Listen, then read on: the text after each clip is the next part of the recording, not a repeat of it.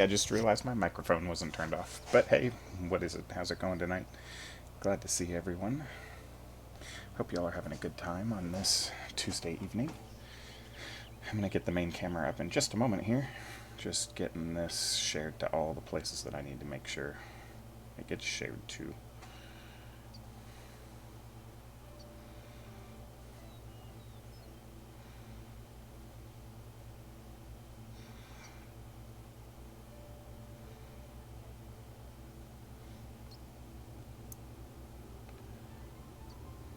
If you're watching, feel free to comment in the chat.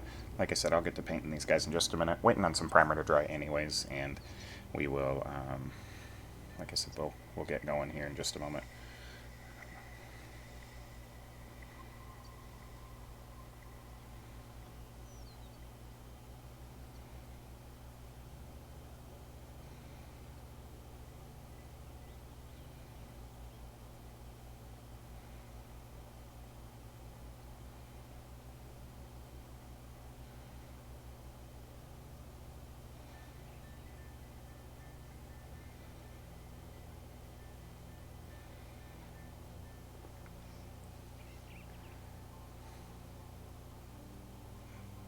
For some reason, when I share the link across to different groups, it doesn't always like add the text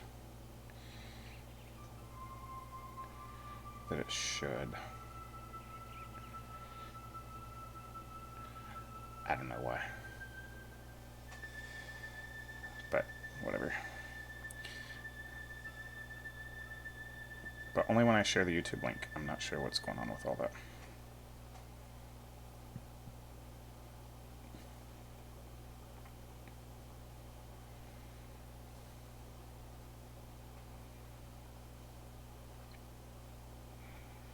So I'm just, like I said, just getting the link out there for people that may be interested in watching.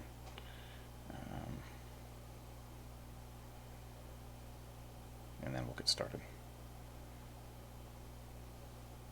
Got some exciting news today, so I'll share that with you as we paint.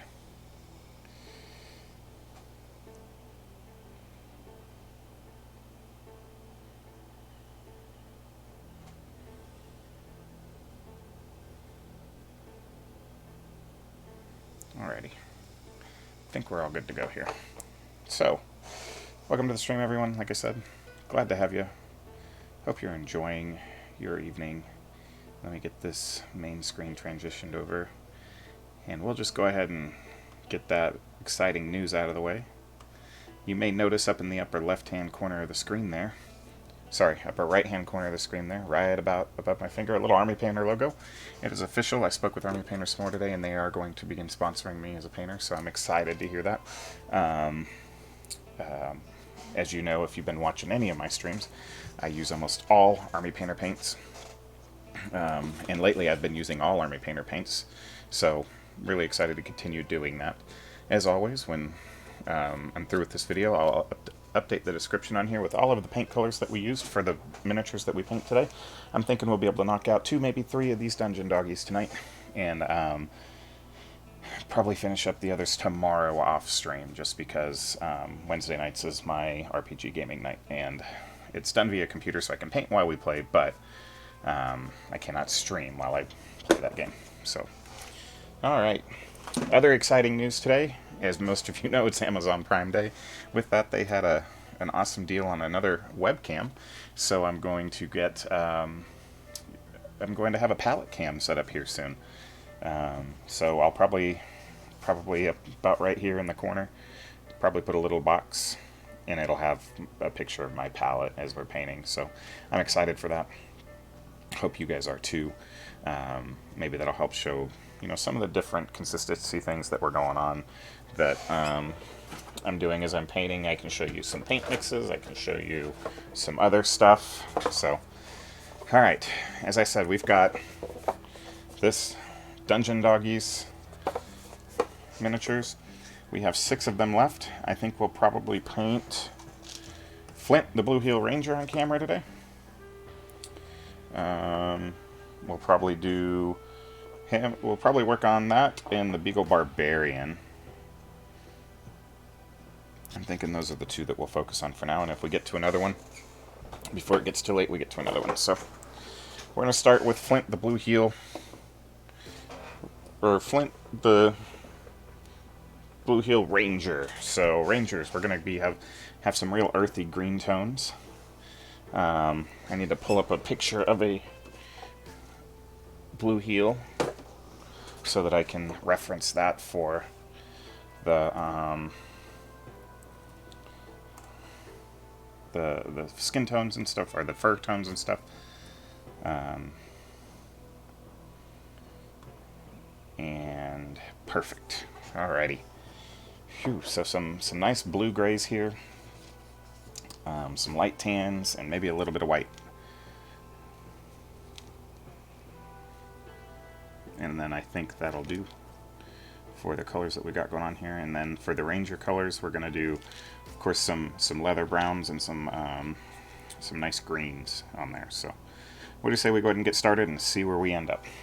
So first things first, we're going to get started with our fur tones. And I really need a good steel gray, like a blue steel gray. You know, I bet with a wash that this fog gray would probably look real good on this. So, yeah, I think we're going to go with that. It's another color that I've not used yet, so as always, with my Army Painter paints, I have the Army Painter stainless steel bearings. Pull the little cap off. Drop a ball bearing in there.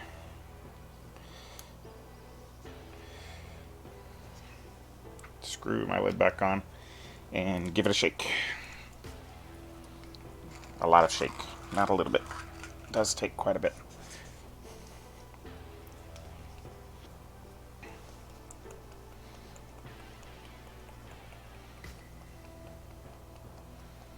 Shake, shake, shake.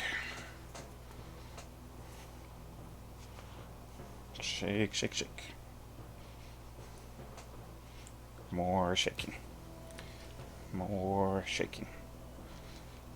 So, fog gray, still shaking. And we may try to stipple in a little bit some darker colors as we go. We may use a sponge technique to get some of those on there. I'm not sure yet. We'll see what I think things look like once we get to that point in painting. It would appear that my camera is not liking my computer today. My computer's not liking my camera today, so let's see if I can lighten up the CPU load for it just a touch.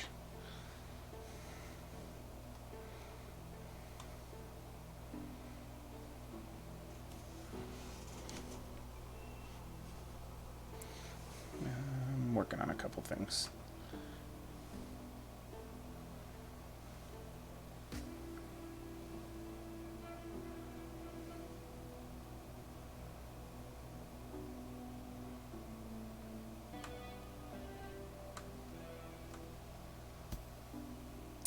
Like I said, working on getting this stream to be a little bit less choppy, because it does appear a little bit choppy.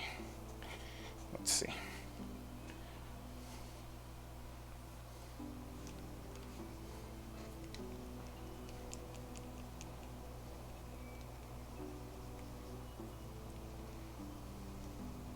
Hopefully it is looking better for y'all.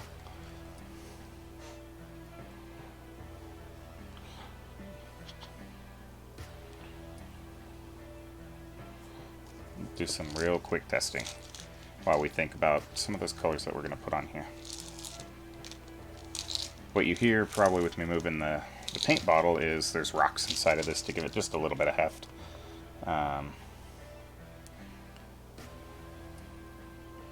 Just a little bit, nothing major.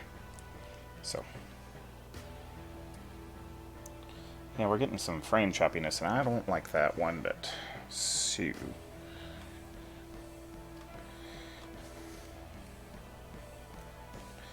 let's see what's going on here.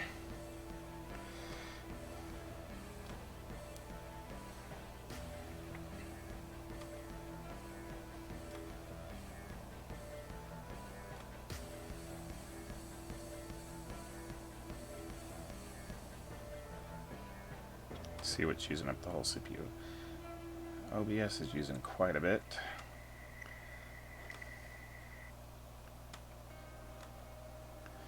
Let's play with some, see if I can play with a little bit of settings real quick.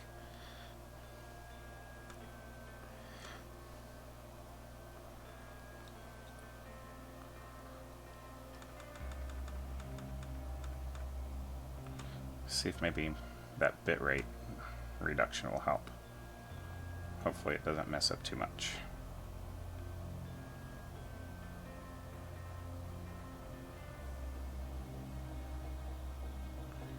I'm very sorry, everyone. I didn't have this issue that I noticed on the other streams, but I may not have noticed it. So if I was having this issue on other videos, I do apologize greatly.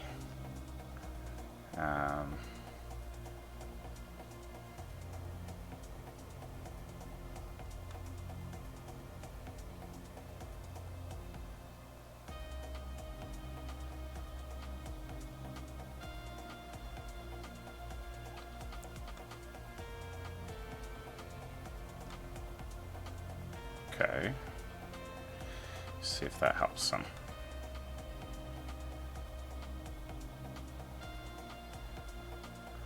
I'm getting an odd message about error overloading and encoding overload. So I've not seen that before.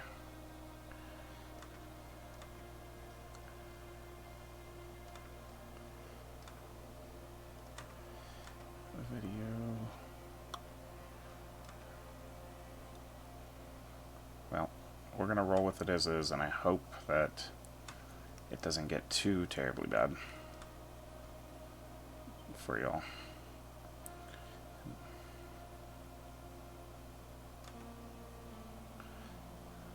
And we'll roll with it from there, hopefully. Like I said, hopefully it's not awful. Alright, so fog gray. It's really a light blue. Part of that sponsorship that, like I said, the Army Painter is helping me out with is should have some new brushes coming in. I've used the Army Painter brushes in the past. As you can well see, my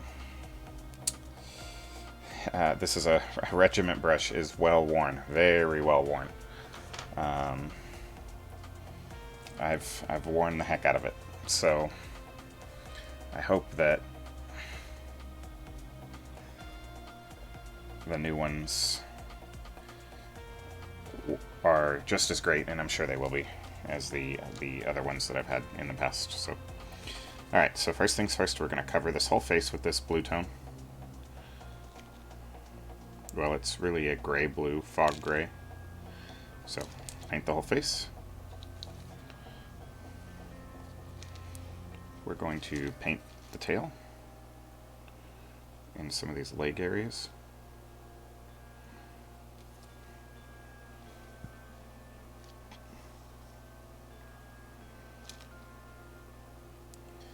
And what I do to make sure that I'm able to give you guys a whole list of all of the paints that I use throughout these painting guides is I set them aside, and when I go through the description, I just, as I'm putting them up, I write down the name of them in the description.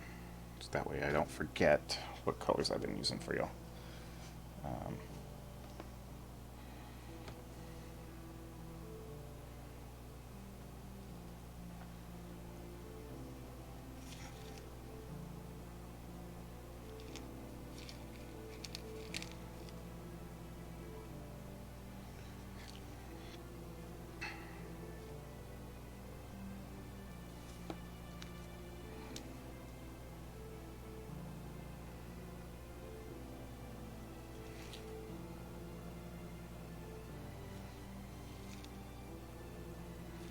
Really like this little blue-gray.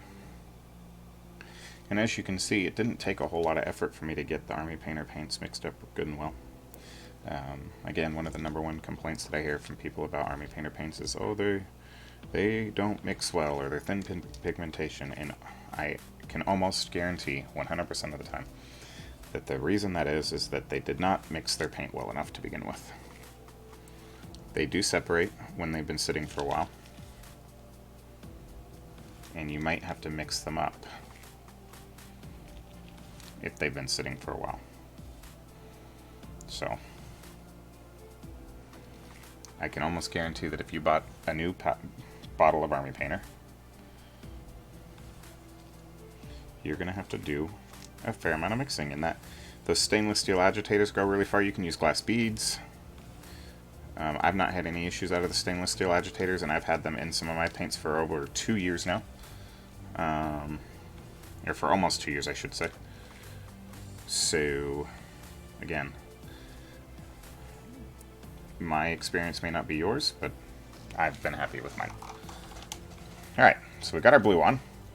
Let's find a good earthy green to use here, and I think I really like this angel green color for a ranger's outfit. So we'll probably do that. We'll probably paint the hood black, we'll paint the body armor green, and then there's little leg bracers. We'll paint those, the leather, like a nice oak brown, and bring those up to a leather. He's got a bedroll. We're going to paint that skeleton bone. And then some of the leather packs, of course, we'll paint with the oak brown and highlight them up to a leather green. So, or not a leather green, a leather brown. So starting with our angel green.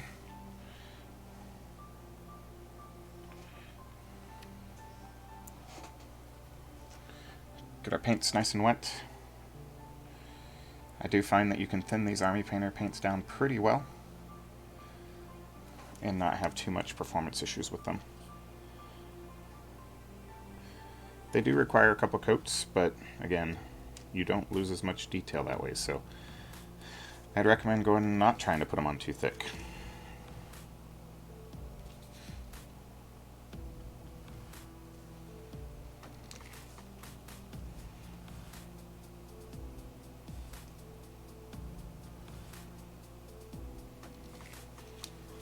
Take your time as you're painting.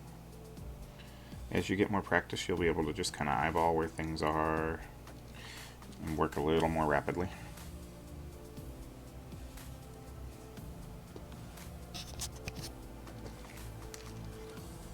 I've realized I need to get a cover for my microphone, like a foam cover, to reduce some of the maybe breathing sounds. All I'm using is a gaming headset for now. I put enough money into my streaming setup right now that any other purchases outside of the camera I ordered on Prime Day is going to have to wait just a little bit. At least till after Gen Con. And after I get a few more commissions out the door. Or else there's potential that my wife kills me. And then I wouldn't be making any videos for you. So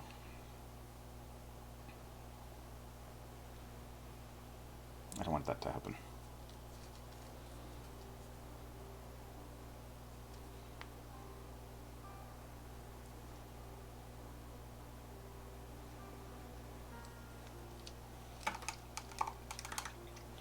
All right.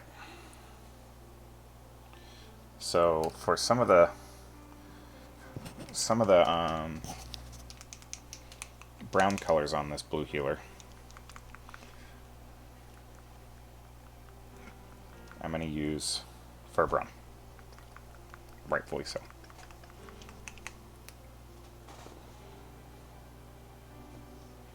We've used that on a couple of these other dungeon doggies.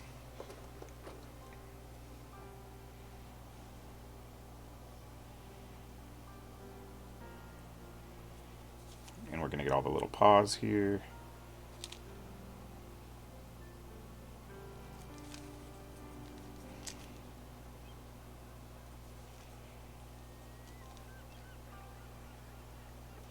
I do kind of wish these guys didn't come based already.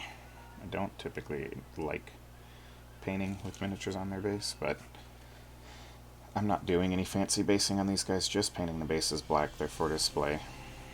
That's what the customer wanted them for. So they don't need pretty basing necessarily. Alright. The nice things about dogs is you just have to get their markings in a generally in the correct area. And it doesn't have to be perfect because they're dogs. And they're not gonna be perfect.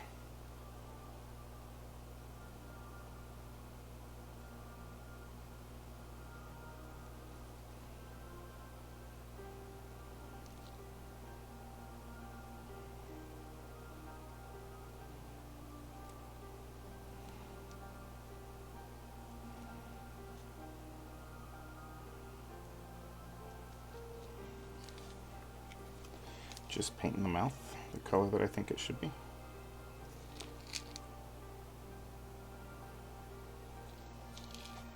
I closed my picture off of the blue healer, but I think we're on the right path here.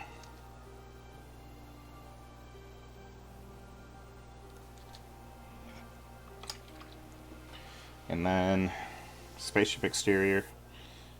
Blue healers have a little, most of the ones that I've seen have a little white mark on their forehead. So we'll go into my Spaceship Exterior with my superfine detail brush, and we're going to do a little bit of a dot right on the forehead. Alright. And we're still waiting on this green to dry enough for us to put a second coat on in some areas, but we can get some of the areas that are dry already.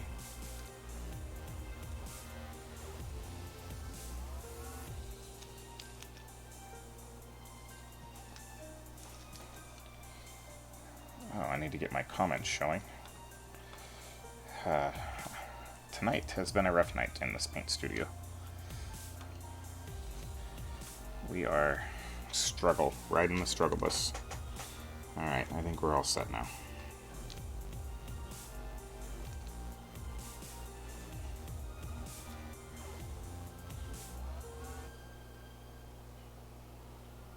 If you're a subscriber, I appreciate you. Please feel free to like the videos as they come out. Also, I love to get your feedback.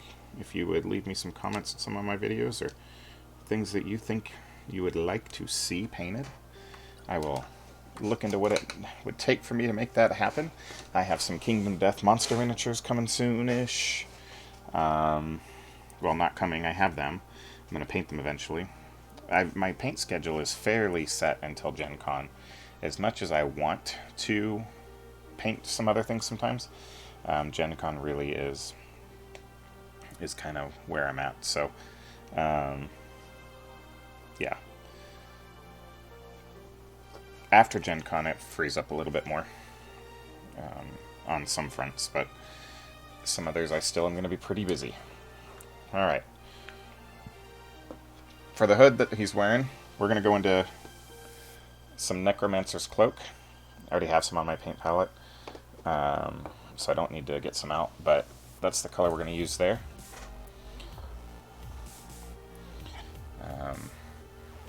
On my wet palette, I just need a touch of paint to bring it back to life again. I use that now for my blacks in place of my custom black that I used to use. Necromancer Cloak has filled that gap nicely from the Army Painter line, and I've really enjoyed the results that I've gotten with it.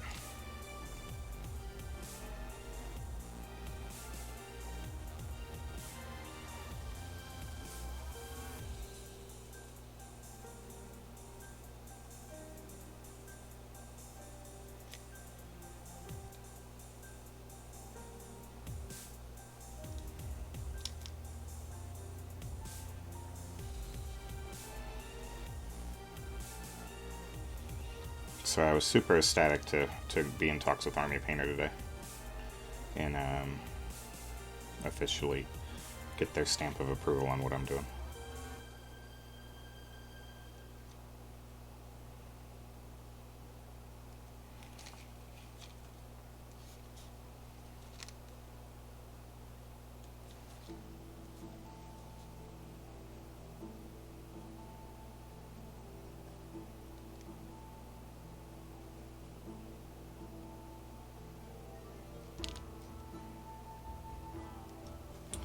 Just working with this Necromancer Cloak. I may go down to a little bit finer brush to make sure I don't bleed over too much into some of my blues that I put on this guy, because unfortunately my size 0 seems to have seen some better days.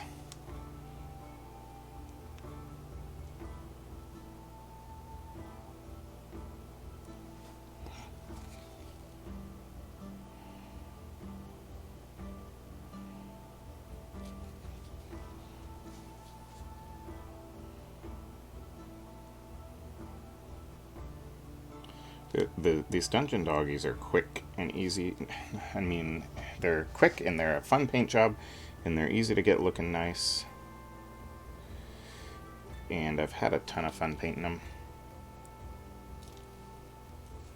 They're made by Steam-Forged Games, the same company that painted or that made the Critical Role miniature that I was painting last night on stream. If you didn't get a chance to see that, you can go back. We painted that guy purely with Army Painter paints as well. They really do have a great line of stuff, so. Alright, just about done with this black. Okay. Alright. What we need now is that oak brown I was talking about. Get it a quick little shake. Doesn't take a whole lot because we used it yesterday. So.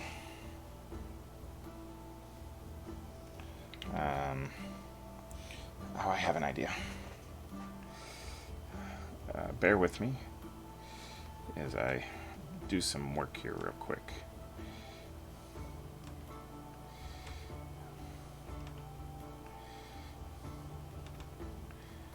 And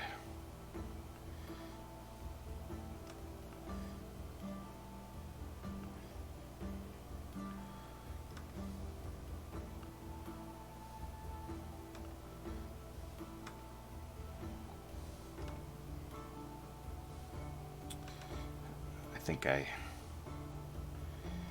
had a couple things going that may help with reducing the load on the old CPU there. Let's see if that helps some. We shall see. Maybe. I don't know. Alright, so into our oak brown. A little bit of water on the brush. Thin it down. A good way to test if your paints are thin enough is to run it across the back of your thumb. And so it should feel kind of watery and not too thick. That's typically how I test whether or not my paints are thin enough if I need to. And once you've practiced enough, you kind of just get a feel for when your paints are done, or when they're, when they're watered or thinned down enough. I just use straight water. There's no, for me, there's not been any magic elixirs or whatever you want to call it to thinning paints. I know everybody has their own methods of Windex and rubbing alcohol and everything. I find that my paints thin down just fine with good old quality H2O.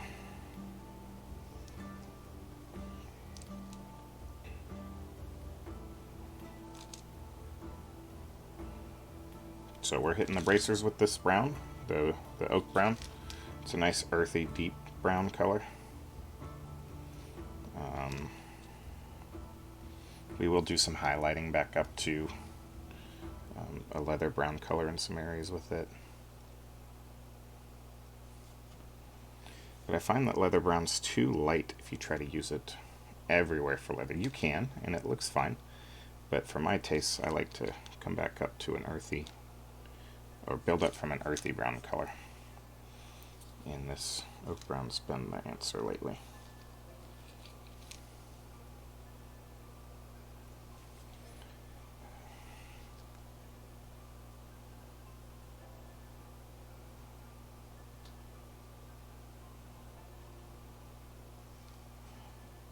If you're catching this stream recorded, I appreciate you stopping by. If you like what you see, there's other videos in different playlists. If you are a Star Wars Legion player, we've got a few paint guides there, including the much feared Stormtroopers. I show you a real easy way that I do my Stormtroopers. I am able to take a squad of paint Stormtroopers, 7 of them, from start to finish in less than 2.5 hours. It may be even shorter than that. I'm not sure. And I wasn't painting particularly quick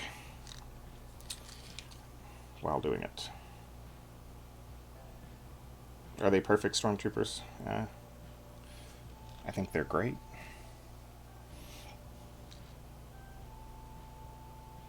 I've won awards with them.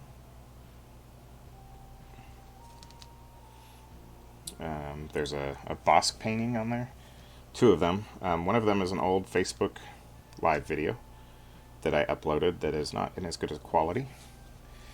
If you would like the higher quality where I paint two Bosks miniatures, one of each pose on stream, find the one that's titled Star Wars Legion Bosk Live Paint Guide. That's the one I would recommend. They're both great, but I would recommend that Star Wars Legion one. It's much higher quality. It was streamed directly on the YouTube platform rather than onto Facebook, where they only let you stream in 720p and then copied over.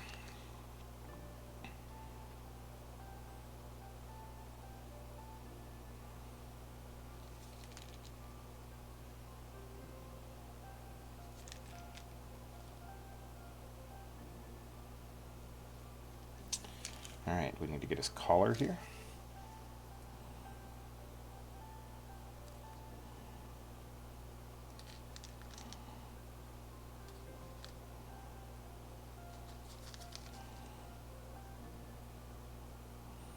I also want to give my viewers a huge shout out. You guys are keeping me motivated to paint. I've really been enjoying the streaming.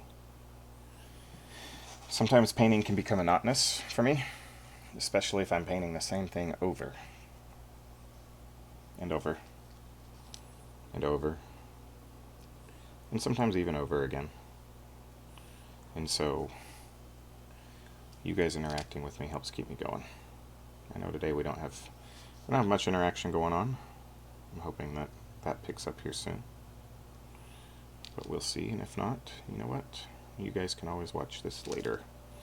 I'm not taking my videos down. I'm going to delete one, and that's we had some errors when the stream went live. For some reason, my streaming software didn't want to talk to YouTube, and I'm not sure what happened, but we're gonna get that video taken down. It's only a few seconds long, anyways. But when I hit the stream button, it said error, blah blah blah, whatever the error happened to be. So.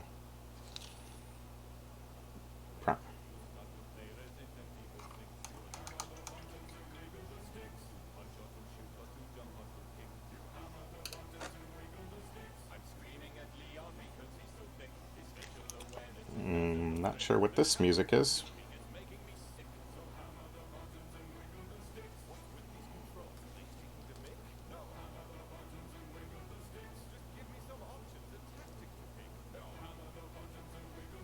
It's a little different, isn't it?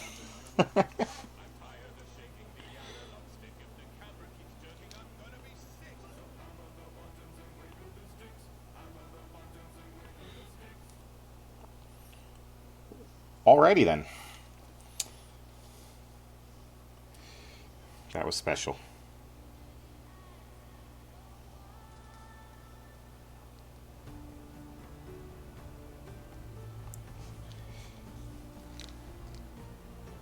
Still working with this oak brown, just touching up some of the areas that could be darkened a little bit. So,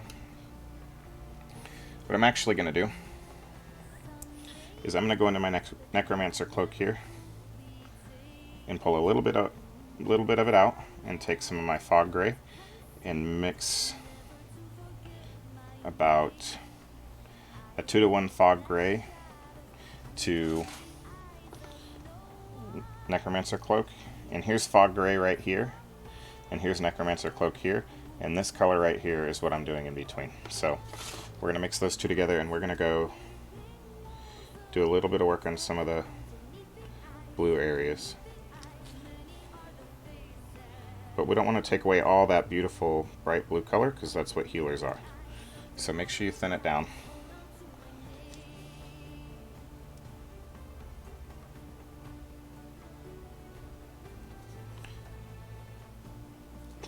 And when we wash it, it will blend it all nicely together, I promise.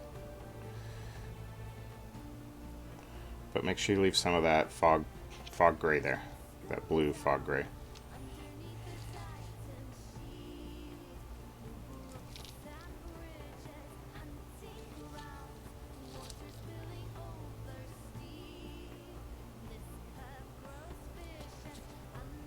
And how you decide to leave it is up to you. You can leave it different spots, areas, things like that.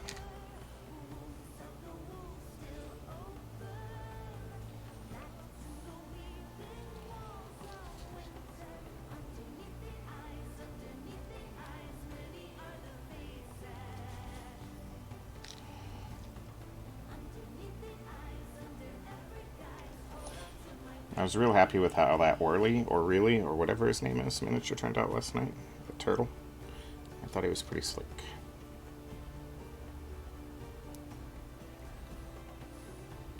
That's the other thing that my viewers are doing, is pushing me to be a better painter, just across the board, so that I can show you guys new tools and techniques and things that I've been learning. So, because I would love to be able to show you all the little tools and tricks of my trade that I've picked up over the years. Alright, here's where we're at so far.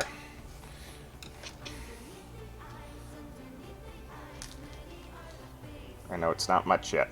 We are working on it. We've still got some stuff to do. So, skeleton bone. I don't need to squeeze it out of the bottle. I've got some on my paint palette from last night. That's the other nice thing about this wet palette, is it keeps everything nice and moist. I know people don't like that word, but it keeps everything nice and wet. And the paints, while they may appear to be somewhat dried, just a touch of water will bring them right back to a nice consistency that you can paint with. So,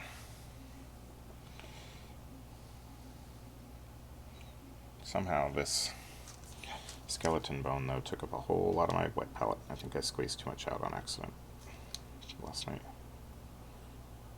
So, oh well. This color does take a couple coats, so make sure you thin it appropriately and just let it just work with it. So, alright, while we're doing that, what I want to do is I'm going to take some more of this oak brown. He has some stitching going up his hood, and I'm going to put some brown on each of the little stitches. You want to go ahead and put these details in now, so that when you wash, it helps blend them in a little bit, and then you can highlight them back up later. And then if you get paint, I've taught you this trick in a couple other videos, you get paint somewhere it doesn't need to be, flood the area with water, grab a clean brush, and wipe it off, and it comes right off. So,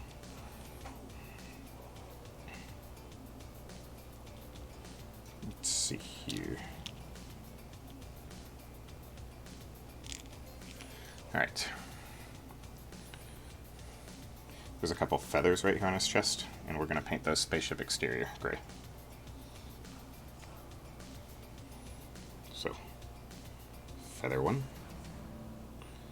And we may come in later and add some nice blues or purples onto that, those feathers, here in a little bit, once this dries.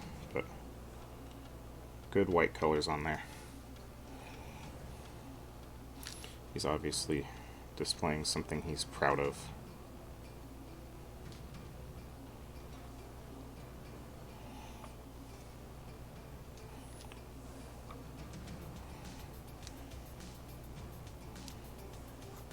There's also some stitching around the edge of the cloak, so make sure you get all that.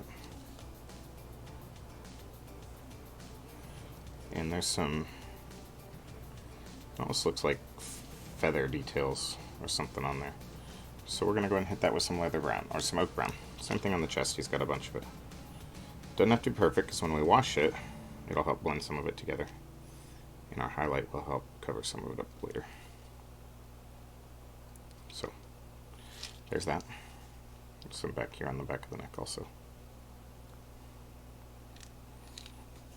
And back into our angel green, because I had a boo-boo on one area, and I know normally we wait to cover up boo-boos here, but this was a very large boo-boo, so we're going to go ahead and take care of it. Had some of our brown bleed into our green. So, back to the oak brown. We're going to darken up this leather piece that runs down his chest.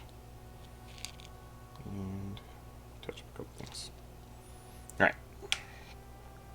So last night we we took this greedy gold color that was mixed with some gunmetal, and we made a real patinaed gunmetal, or gold color.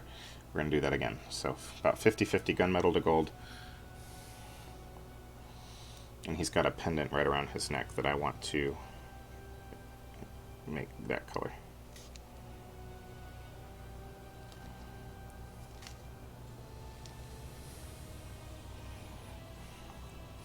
Alright, second coat on our bedroll here.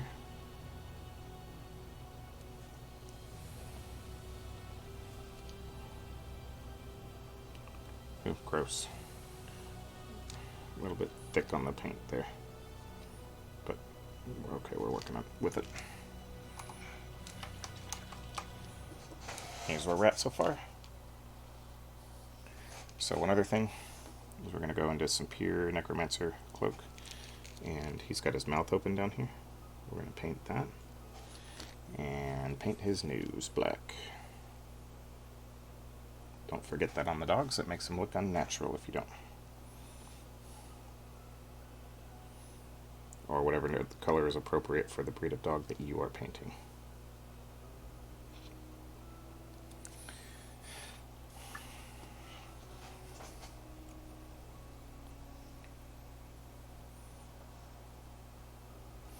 Lastly, I'm going to take just a little bit of the fur brown, just a little bit of my skeleton bone, maybe 50-50. I'm going to make a pinkish color, and I'm going to paint the inside of his ears, how they're up. Again, it's these little details that really make them feel like they're animals that are alive and not just painted miniatures.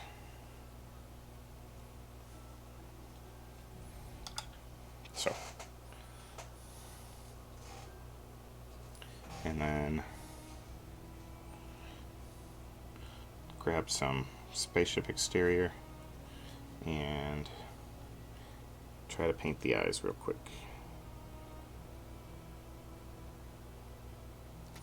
Make sure you have some decently thin paint for this, and you want to just get some paint right on the tip of your paintbrush.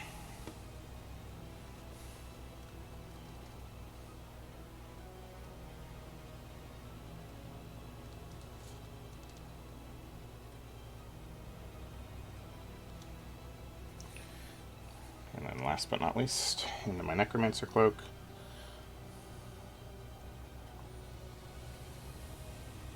Paint right on the tip of my paintbrush, and we're going to go with even smaller dot.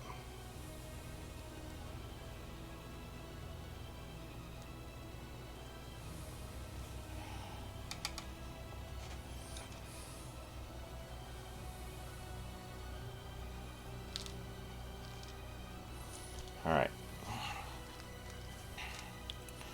Grab a little bit more of that blue-gray color that we did, and I'm going to cover up a little bit of the tail with it because I'm not happy with how that was looking.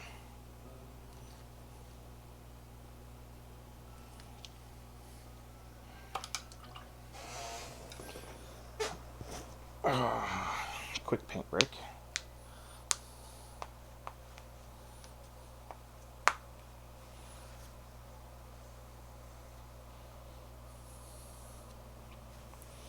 And we're going to do, after this we'll paint, the crossbow's going to be, we're going to go with just metal on it.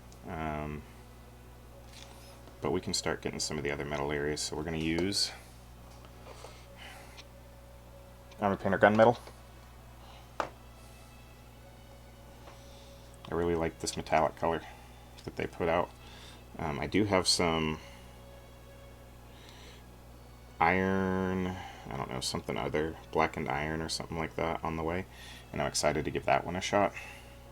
But we're going to get all these little buckles. He's got lots of metallic buckles and hoops and rings and all sorts of little metallic bits on him. Make sure you hit those. It helps give some pop to your mini.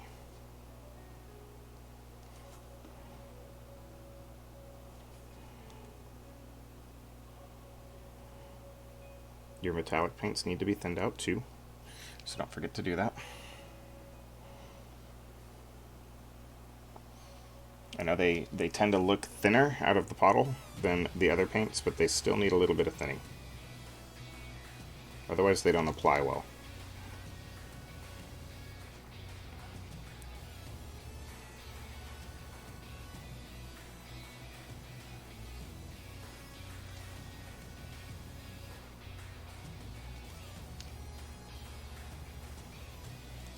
I'm gonna make him look like he's got a silver chain around his neck.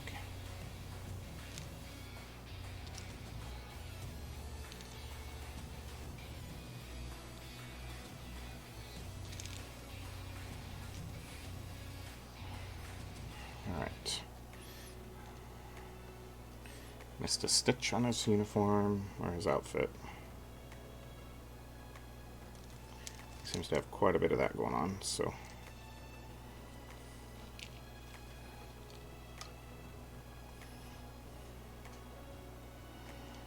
And then underneath his belly, he has a strap that runs across. So make sure you get that too. I know you may never see it, but better to err on the side of caution there. So, and lastly, he does have what appears to be like a leather strap that runs across his back. So we're gonna paint that in real quick. It holds his, it's like a saddle pack that you would see on a horse, and it makes sense. These are dogs, so make sure you paint that in.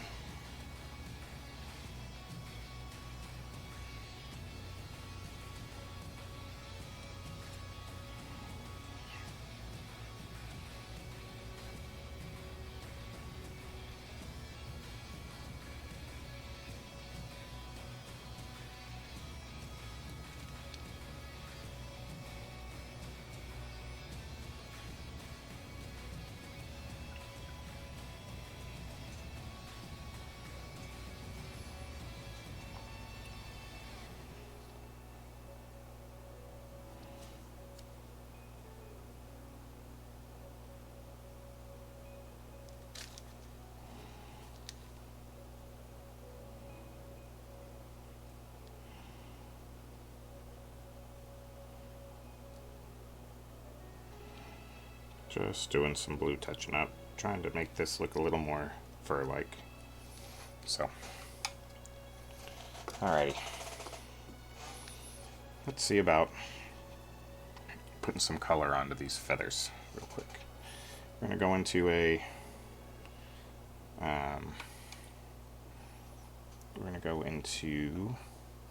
a little bit of crystal blue, and we're going to do a little bit of a pattern here on this one. Gotta remember, these are fantasy feathers. I mean, they can be blue. Nice pretty blue color. We're going to go into some of our Necromancer Cloak. We're going to do a black feather. We'll probably do another blue feather right next to it after that. But we'll go into the crystal blue again.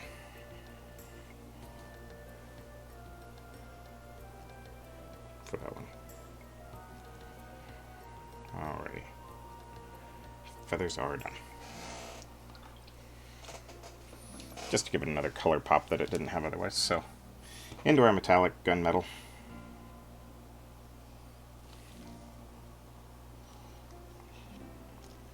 And pick out the crossbow.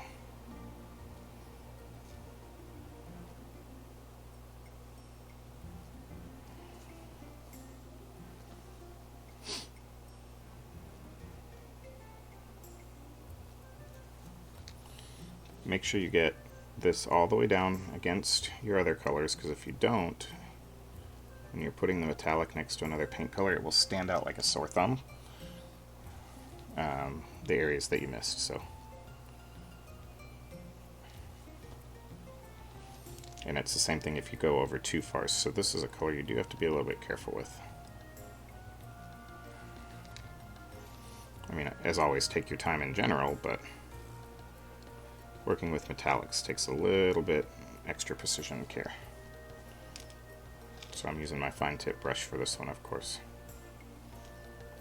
if you have, mostly because my other brushes don't have a very fine point on it like this one, but if you have a brush that has a really nice fine tip point on it, you could probably use a little larger brush than I'm using.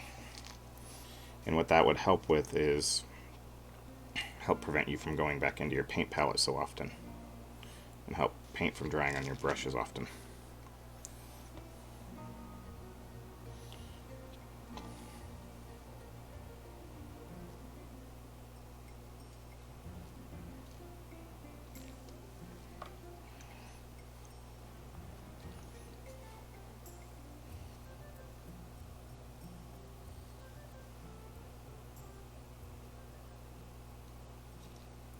Alright. We're also going to get some of that skull brown, or skeleton bone. It's not skull brown. I don't know where skull brown came from. Skeleton bone. We're going to do our bolt shaft here in skeleton bone. And of course, you know, it wouldn't be a completed painting if I didn't completely jack that up. But hey, here we are. We'll do some cleanup here in just a minute. And then for the bowstrings, we're going to do Necromancer Cloak. So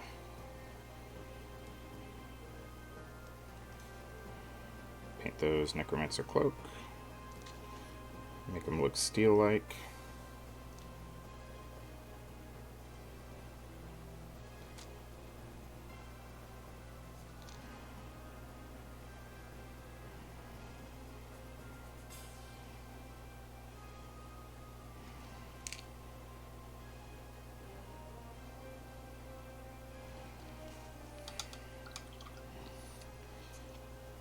Grab some gunmetal to clean up my little bit of a mess that I made in a couple areas.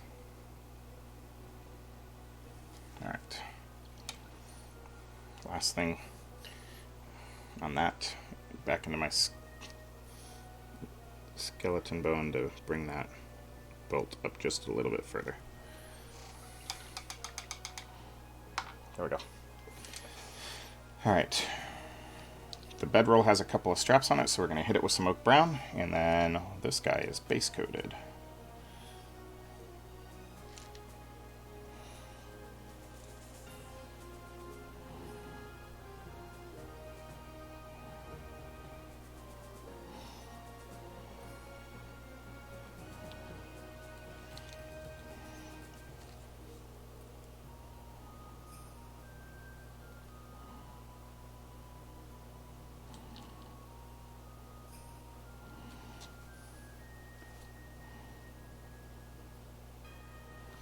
Or, you know, I'll blob it on somewhere where it's not supposed to be and have to go back and touch it up. Good job. Cool. Skeleton bone, and it was in a place where I couldn't just flood it with paint or with water, so sometimes you just gotta let it ride and cover it up.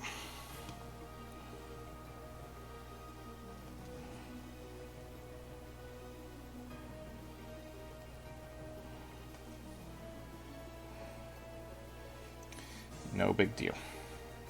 Easy fix.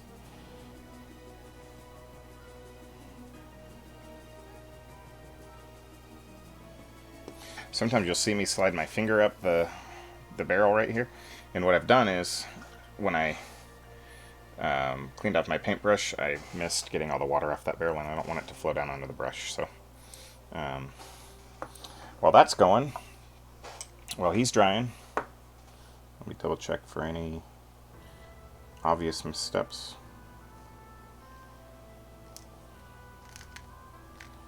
I'm not seeing anything. Alright. I'm going to show you how I clean my brushes. So I take a brush cleaner, use whatever one you want. This one I use right now is Gentastic's Drunken Brush Goop. It's a cleaner and conditioner. I also have a puck of Masters brush cleaner. It's been well airbrushed on. But get some water, go down into your brush group, get a good little foam bit going up. I pull it up, and I take it into the palm of my hand, and I'm just going to work the bristles a little bit. You know, I'm not pushing too hard. Little circles. Go get a little bit more soap if needed, and really work it in there.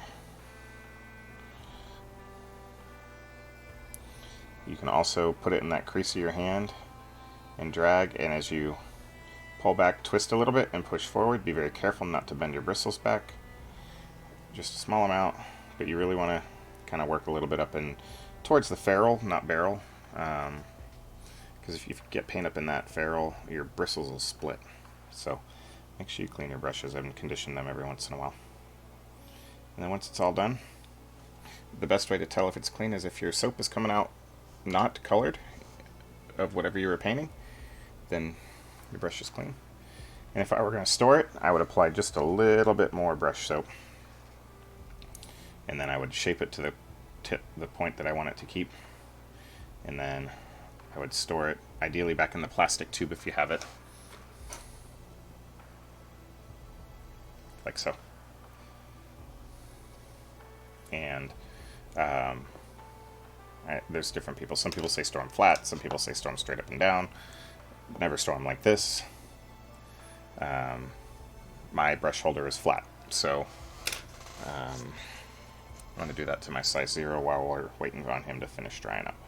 Let's just do some brush cleaning here real quick.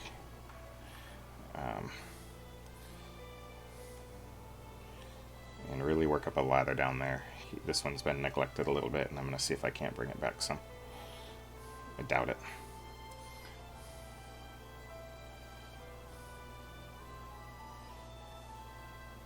But this Gentastic brush soap works well. I've not had any complaints with it since I've gotten it.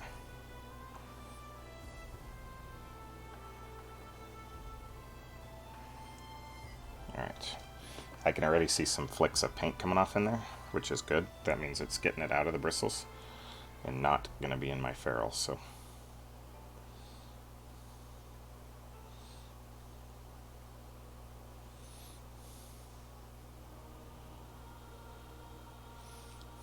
really doing this to try to cram some of that soap up in the ferrule to help it work out some of any paint that may have gotten up there.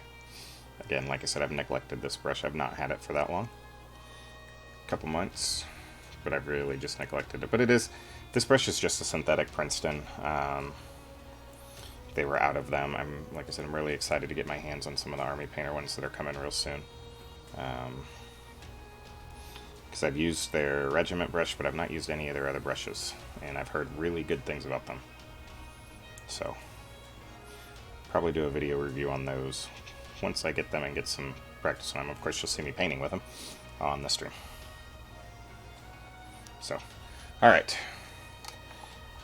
Our Dungeon Doggy is probably dry enough that we can get a wash down on him. Let me get this soap off my hand here. And let's go give him a bath. What do you say? Found the right video finally. Where do I get this? This is from Slow Fuse Gaming, is the company that makes this. I want to say it was like $6 to $8 for a puck, but don't quote me on that. This is the 2-ounce tub. You can get a smaller one. You can get this, or this Masters brush cleaner works just as well.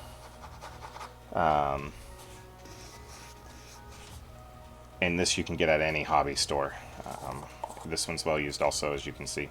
Unfortunately, I've left the lid off, and so it really needs to be replaced. They dry out if you do that, so don't leave the lids off.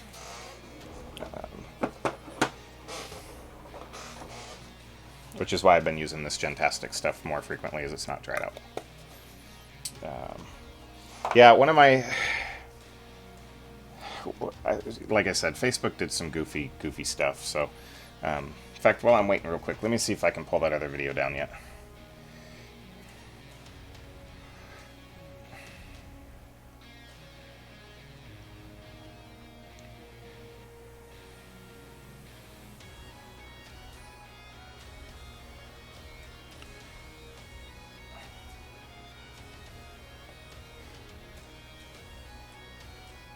Give me just a moment, seeing if I can remove a video. Delete. Problem solved. It's no longer on my video playlist, that other video. So.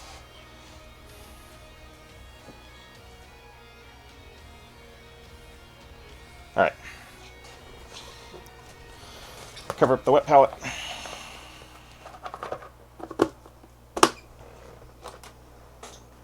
Get my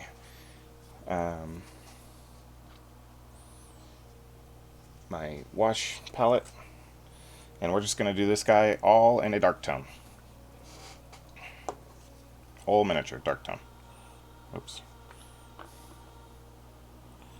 Squeeze some of that into the wrong paint well. Get my wash brush, my Army Painter Regiment brush that I use for washing.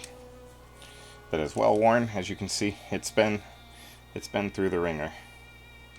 And we're just going to brush on our wash on this guy. Straight. We're not diluting it. Just all over.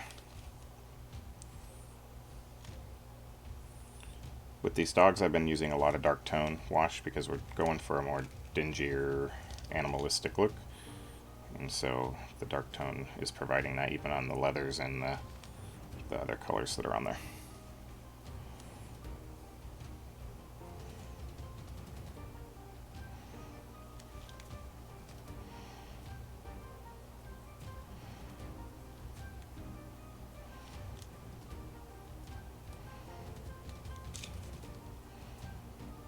Go and pick off some of the areas that it's pooled where I don't want it to before finishing up some of the other areas.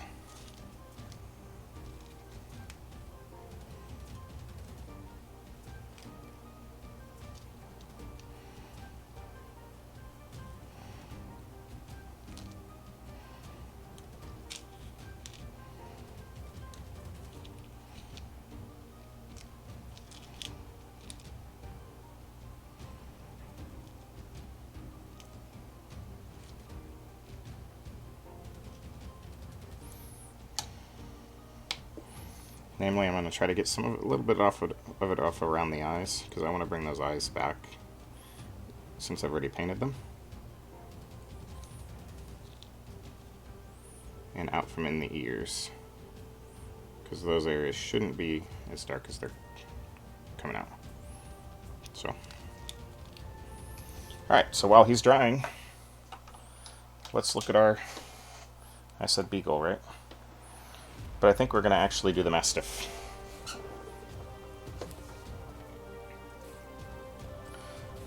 Because the Mastiff is barred, and I think I want to go for some blues on the barred.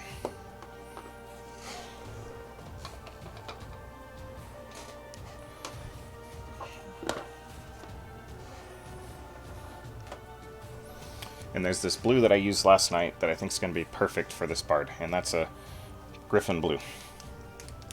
It's a nice, almost jean-colored blue, but we need to paint the Mastiff, and for that we're going to go with Desert Yellow. As you can see, I like this color a lot. It's been well worn out on the label. I need to order some more of it, actually. I didn't even think about that. So our base color for this is going to be Desert Yellow, and we'll end up highlighting it back up with Skeleton Brown, or Skeleton Bone. So, all of our skin here.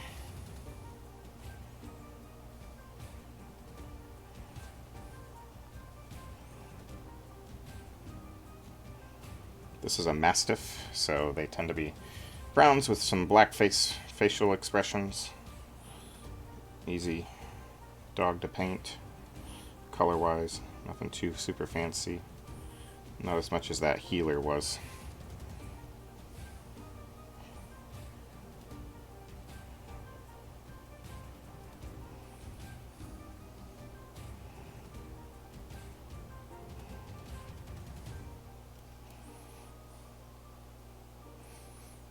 We'll definitely get 2, maybe 3 of these painted tonight. We'll see how things go.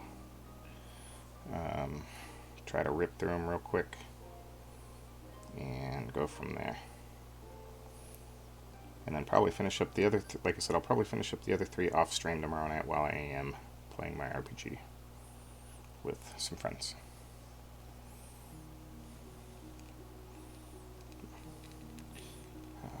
The joy of pre-based miniatures is trying to get the areas in between their legs, so honestly, I don't worry too much about getting it looking perfect in areas that you can't see very well.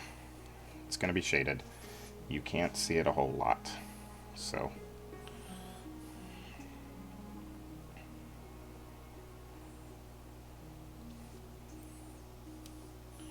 Mastiffs can have some brindling, it's called also, where they have like different colors going through them. I am not doing that on this guy. It would be a very difficult effect to paint.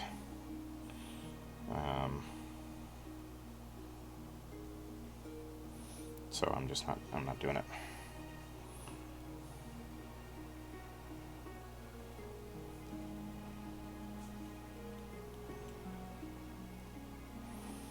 Alright, while his fur is drying, we're going to get some of that Griffon Blue out that I was talking about. Give it a shake, because I used it last night for the first time. And even though I have some out on my wet palette, I used a lot of it last night, so I'm going to squeeze out just a little bit. And if you're trying to save money on your paints, you're better off squeezing out less than you need, and then adding more later. Otherwise you waste a lot. So, beautiful. I like this blue a whole lot. It's not a too strong of a blue.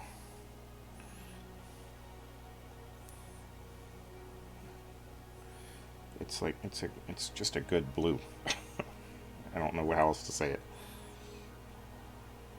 And I missed his tail, so we'll have to go back and get that.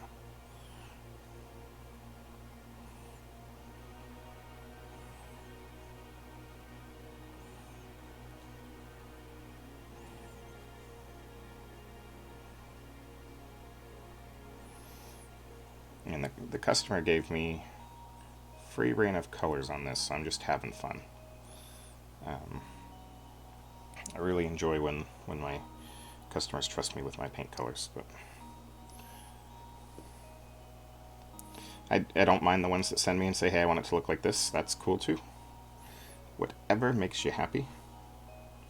But with these dungeon doggies, it really has made it easier for me to paint them without having to be constricted to, well, I want this guy to be green, blue, and black, and I want that guy to be purple and gold or whatever. Because they are such unique sculpts that I can kind of say, okay, I've done a few in this color, why don't I try to get some contrasting colors on this miniature?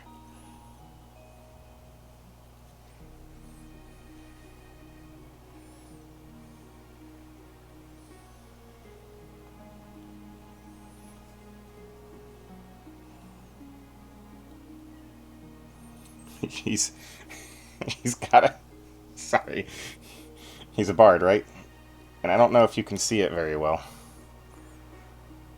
Let's see if I can get it in focus. Come on, come on. Right there around his neck, he has a kazoo.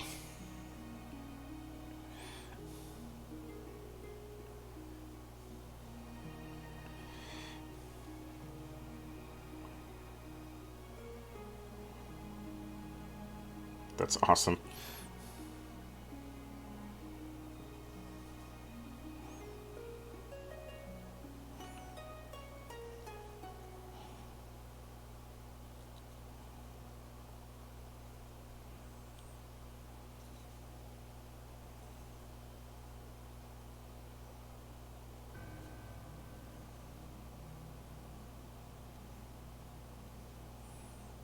And we're just going all blue on this guy.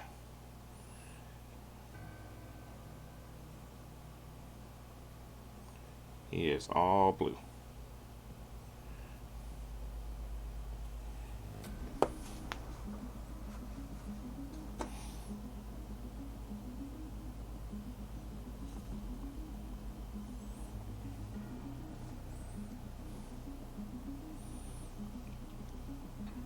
Alright, second coat on some of the blue that's dry already.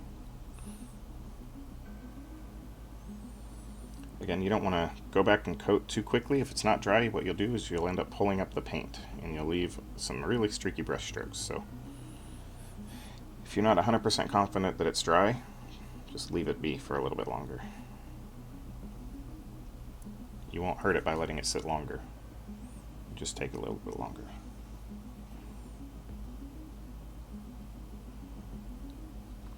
Alright, back to our skin or our fur tone of that desert yellow for the base. And what this is going to do is when we wash it, we're not going to use a dark tone on it because it's such a yellow tone, where we'll use a soft tone on it and it will bring it down to a nice beige color. Again, when you're painting, you have to think in, if you're going to use washes, you have to think in terms of what is this paint color going to look like after I wash it, because it will look different, I promise.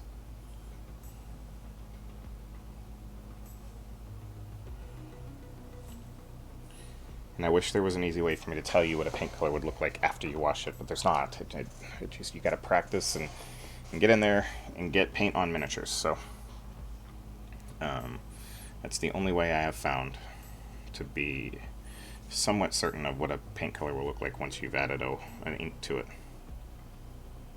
Alright. Let's get his tail while I'm thinking about it,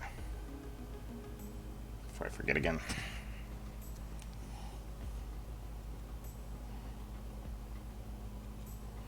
Okay. Let him sit for a second while he dries, and let's check on our blue healer and see where he's at.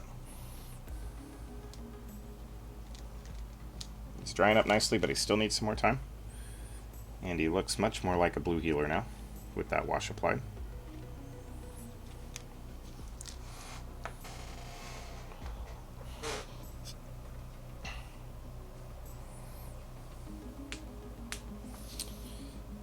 And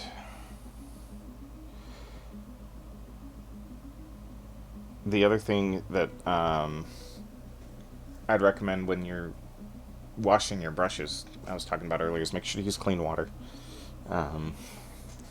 If you find your brushes get too gunked up, there's another product that I use to clean them. It's a Winsor & Newton called it's a liquid. You can get this I got this at Hobby Lobby. You can get it at any hobby craft store.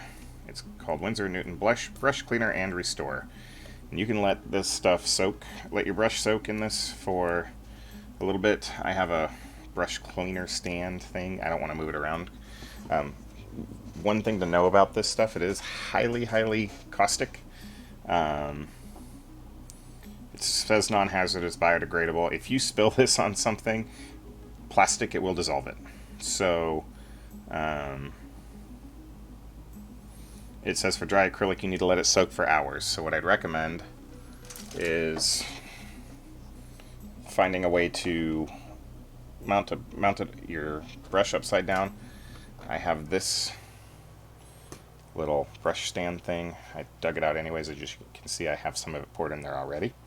And what I can do is I can take, let's get one of my brushes that I'm not using right now. I can take one of my brushes, hang it upside down in here, so that it doesn't rest on the bristles.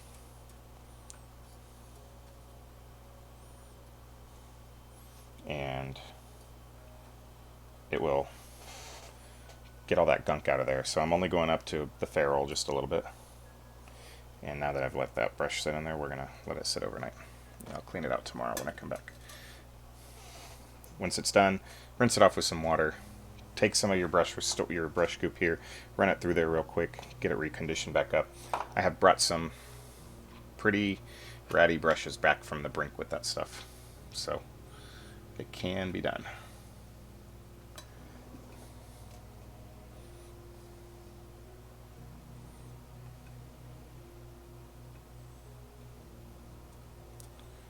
Right now I'm just trying to get another brush in there. Hopefully I can salvage this one. It's one of my Winsor & Newtons, so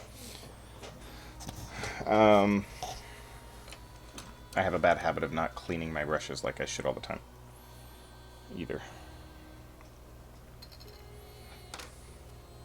I've tried to restore this this regiment brush multiple times, and you can actually see, if you look close, if I can get it to focus that close, I'm not sure it will. Like there's like little, like right here there's a divot along the side that's actually wood underneath. So I found out it's wood underneath the plastic handles on these. That's where I got some of that brush cleaner up on the plastic handle of this. It is highly, like I said, highly caustic. I had some in a cup, and my daughter spilled the cup and got it on the wall. It ate the paint right off the wall. So don't get it anywhere you don't want it. I promise you, you won't like the results of what happens.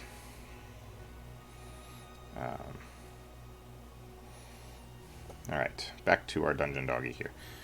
For his leather bits, we're going to go with the oak brown. So he has a little leather pouch here.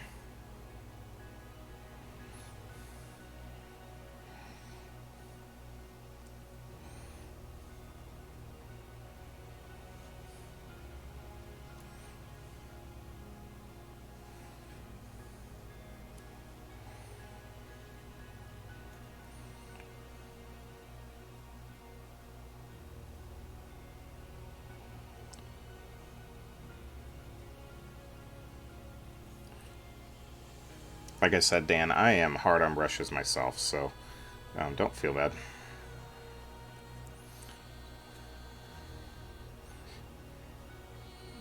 Which is why, yes, I have some Winsor & Newtons, and I did, when I got my Winsor & Newtons at first, I was really diligent, really careful, took good care of them, and I actually wore them out. Like, I had to clean them so often and got them that they were just worn out. There was no saving them anymore.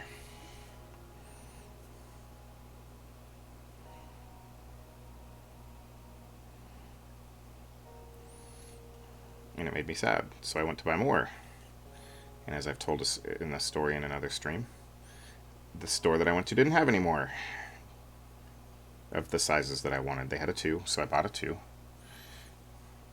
They didn't have any other ones, so one of these one of these brushes that I'll be getting to test from Army Painter is going to be their Masterclass brush, which is the same type of style of hair as the Winsor & Newton brush, so we'll see how that one goes. May have a new brush that I like.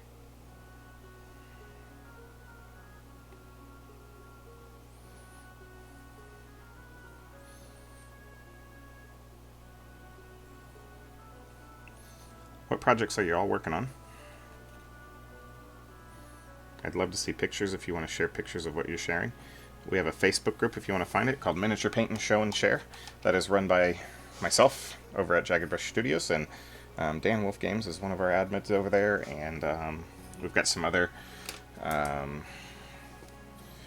painters that are helping out run that group, and we post our stuff on there, and we would love for you to join and post yours. It's a small but growing group.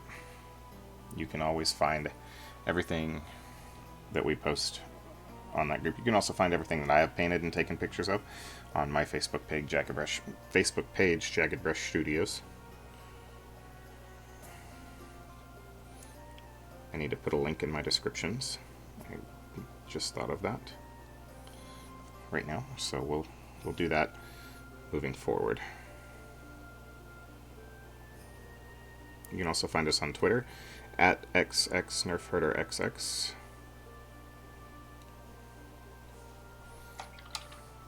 I tend to tweet less than I do post on Facebook, so if you want to find the newest and the greatest coming from Jagged Brush Studios,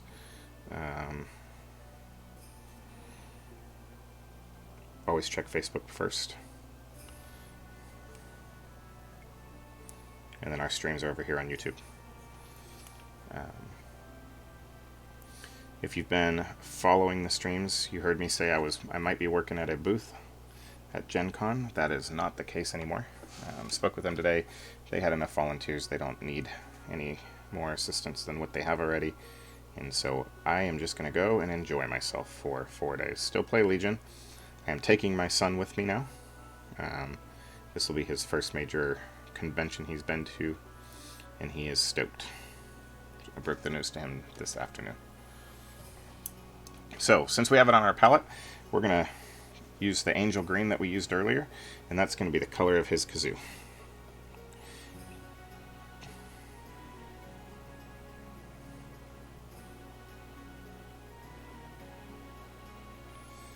Oh, and I forgot to mention the straps and stuff I was painting. I was too busy talking. I did in Necromancer Cloak, so the straps that run down the chest here.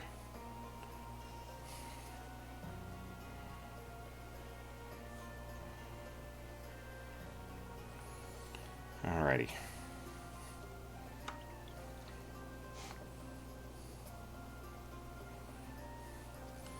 He has big puppy dog eyes, so we're gonna go into our Spaceship Exterior.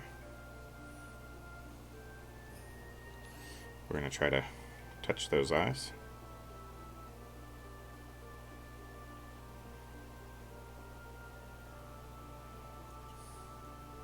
Make sure your paint is thinned appropriately before you try that. Mine was not. So it wouldn't apply once I touched my brush to it. Alrighty.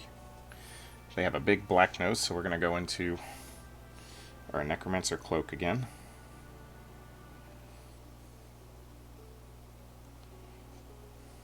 And his nose is very well defined on this miniature. So make sure you hit the whole area.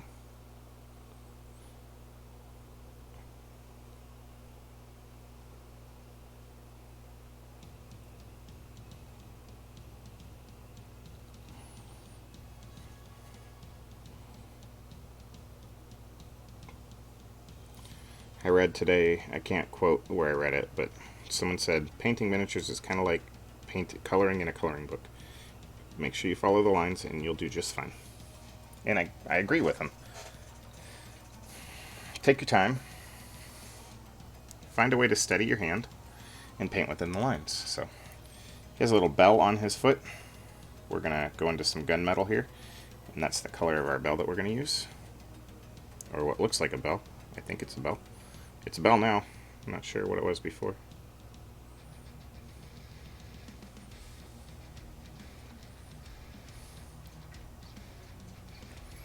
Touch up something that I missed on the oak brown. Okay. This bard's going to be a simplistic paint style. Nothing super fancy. Alright, we're going to go into some of our skeleton bone. And he has a couple of bone details on him. You know, they're dogs, they're going to have dog bones on there. Sometimes my camera has a hard time getting back into focus again. Not sure what's going on with that. So we'll get the one here on his leg.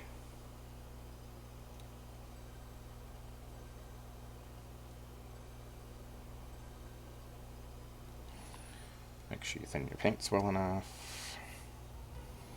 Sometimes I get a little overzealous and work too fast. He has a bone behind the kazoo.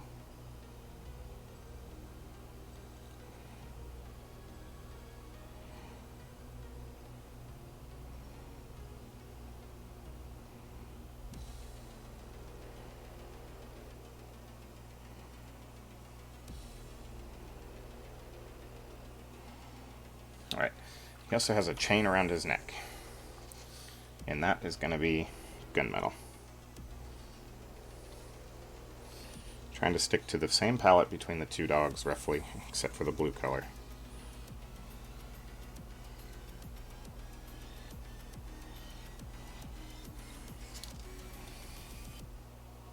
Must have dropped a rock when I was basing last. It was sitting there in the middle of my paint zone. Not sure why I hadn't felt it before then.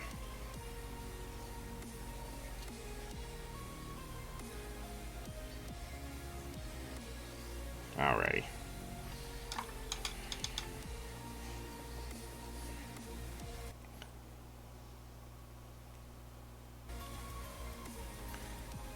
Back into some Necromancer black. Mastiffs also have black around their mouth, if I recall correctly, so we're gonna paint some black around the lips.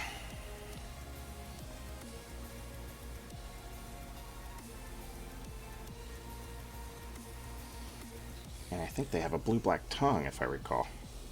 They actually don't have a pink tongue. I think.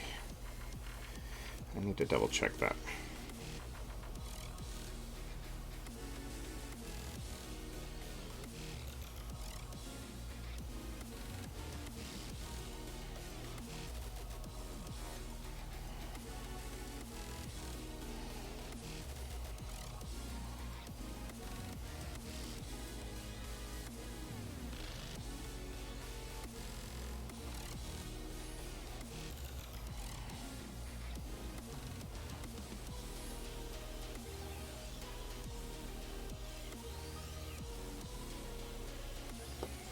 let me Google Mastiff tongue real quick.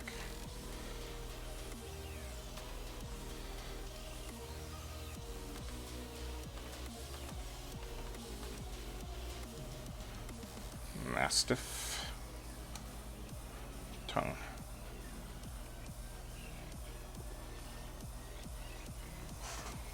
Oh, they're pink, but they do have black around their muzzles, so that's what I was thinking black comes from. So we'll go into some Thin Down Army, or Necromancer Black color. And we're gonna color some of this face in.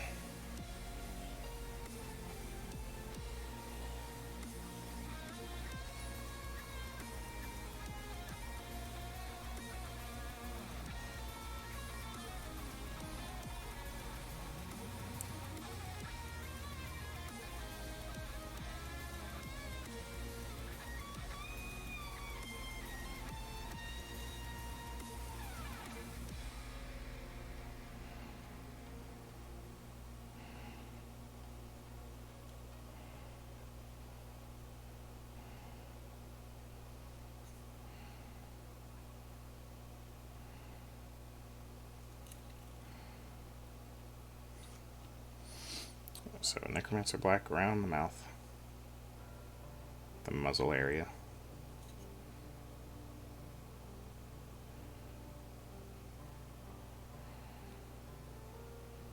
The tongues are pink though. I was thinking of a different breed of dog. There's one that has a unique for having a blue tongue, they call it. It really looks like a blue-black, but they are unique for that. Some breed special.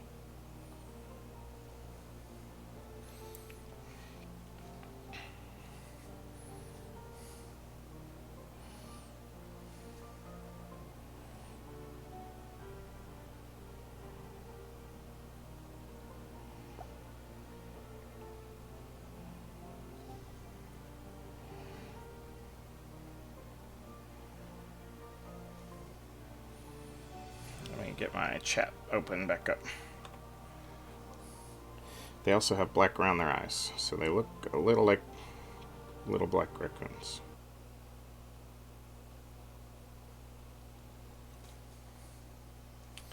Not sure why we lost music.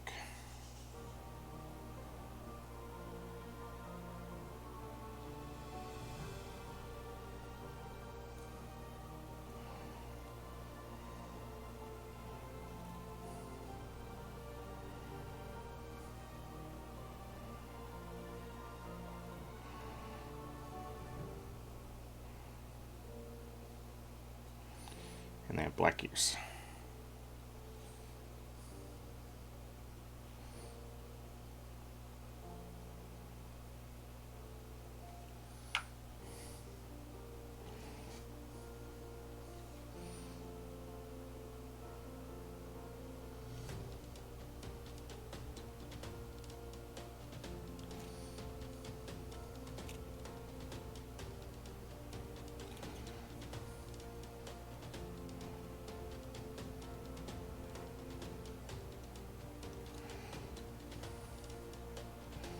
Right after we go in and do our eyes, because I painted over them black when I was doing the eyes, or the ear, the black around the eyes.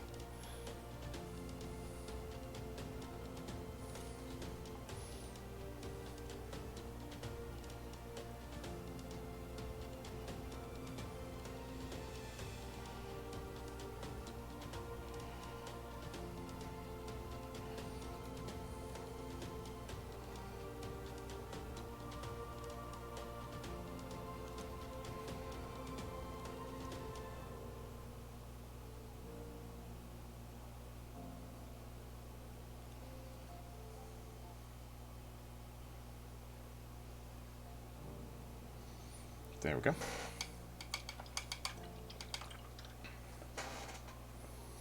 Alright. Let's go into our Spaceship Exterior and try to get those eyes back.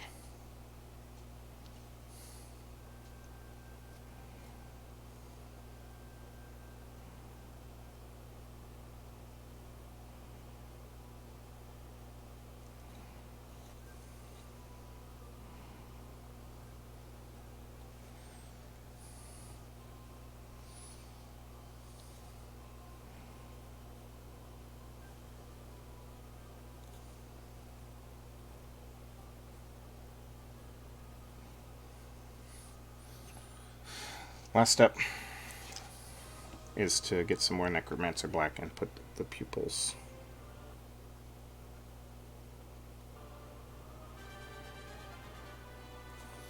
When doing eye pupils, don't just put a dot in the center of the eye. Especially on breeds this small, you can run a line straight, or models this small, you can run a line straight up and down across the pupil. But don't just put a dot in the center of the eye. It makes your guy look like he has seen a ghost. So that goes for any miniatures that you're painting. No dot eyes. Also, don't use matte white for your eyes.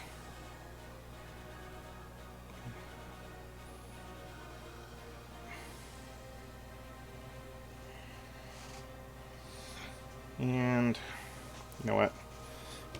Let's tie in this black with a little bit lower on him. He has a little strap that runs around this bracelet that he wears. We're going to paint that Necromancer Cloak as well. Try to bring some of those colors together.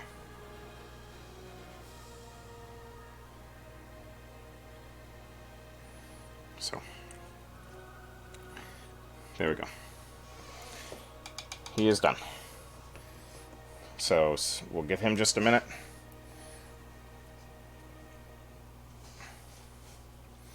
To dry everywhere, and then we'll get a wash going.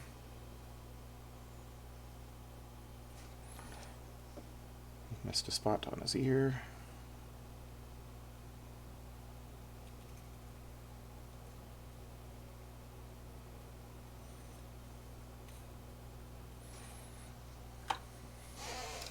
Here's what we look like so far.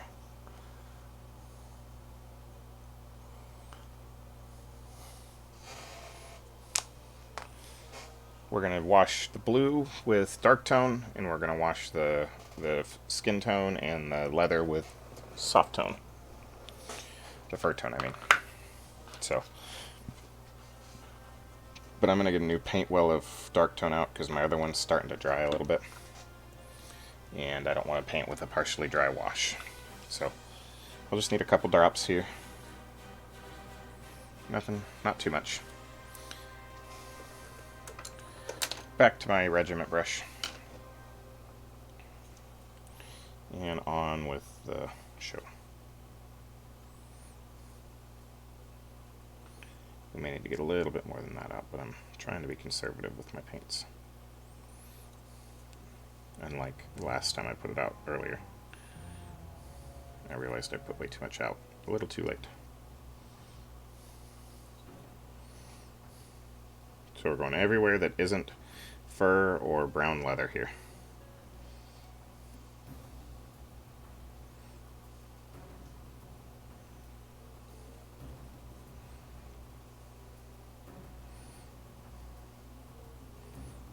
And you can try to wick up some of the paint or the wash from areas where you don't want it to pool as much and apply it elsewhere once you've unloaded your brush a little bit.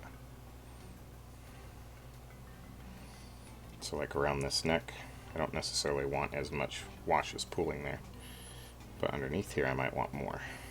So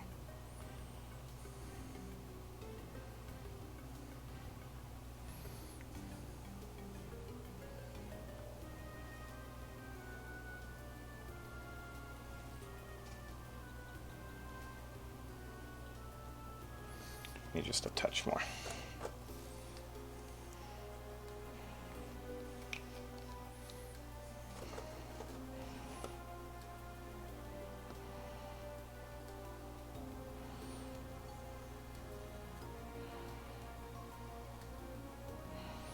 We'll bring that blue back with highlighting, and some of these larger areas you can actually wet your brush and pull some of the ink off. Makes your job easier later. So apply it, clean your brush, and you can take some of this out of the pooling areas, and you can clean it off of the larger areas.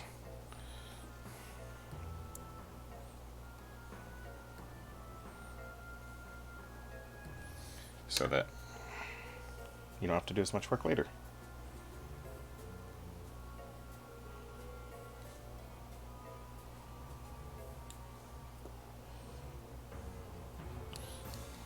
Work smarter, not harder, as the old adage goes. See? And it's all shaded everywhere you want it to be shaded. We need to put a little bit more in this recess here. A little bit more there. Rather than that, he's shaded everywhere I want him shaded. Alright, soft tone. Let's see what I can garner out of this bottle here. I did buy some more, but I might have enough to do what I need here.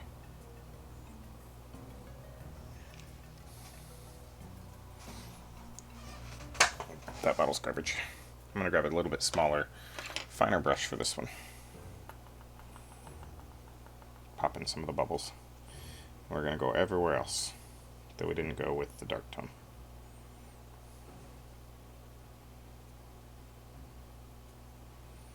Including on that metal bell that was around his ankle. I know normally you would do metallics dark tone, but since it's so low to the ground, doing it soft tone will make it look dirty.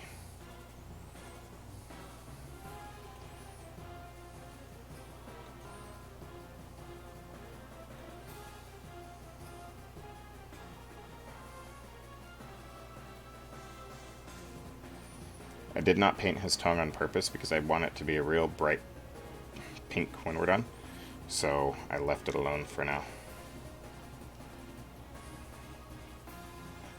Try to get some wash in there under his belly, if you can. Make sure you try to wash the inside of his legs here.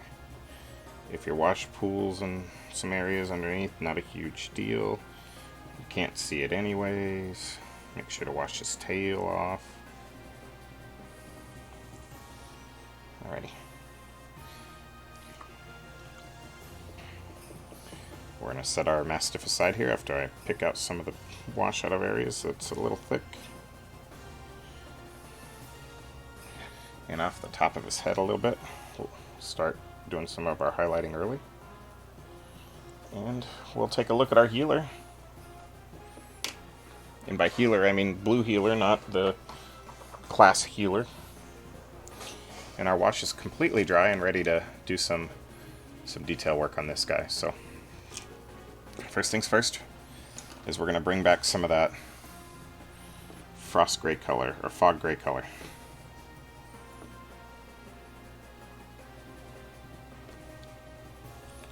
On the tips of the ears. We're going to highlight our first, we'll get the rest of it later. Really just doing some edge highlighting here. Make sure you thin it down to a good consistency.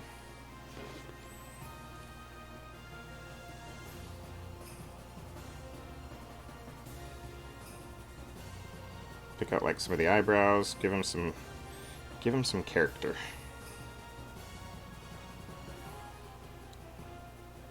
Across the top of the nose, lighten that a little bit.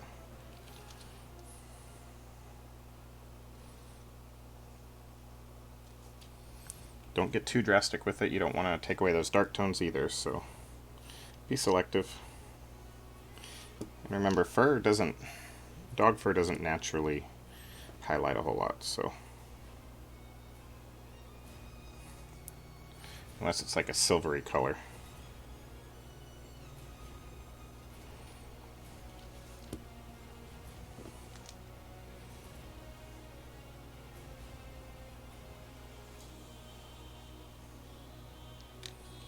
And then we'll do a little bit on the tail, but not too much.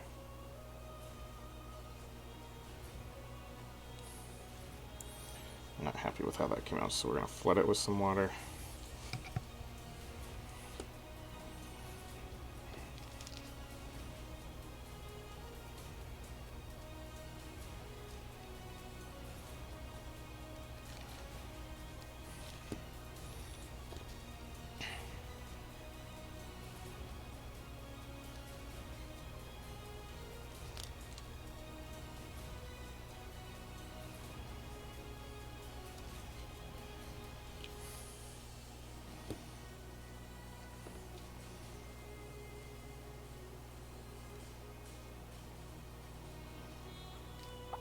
Really working with some really thin thin paint of that color was the word I'm looking for. of that fog gray.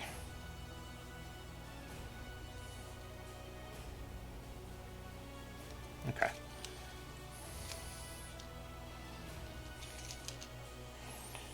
Alright, we're going to go into our green, and we're going to have to lighten this a little bit. So what we're going to do is we're going to lighten it with just a touch of the skeleton bone.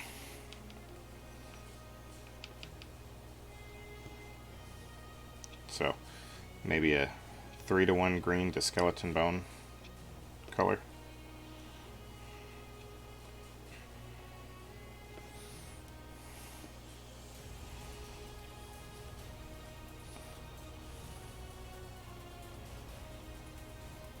Yep.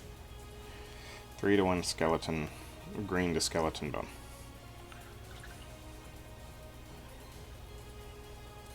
Make sure to thin your highlight color as well. Unless you're doing thick edge highlighting. Some people do that. I have, depending on the miniature. Real thick, almost comic book style lines on some of the highlights.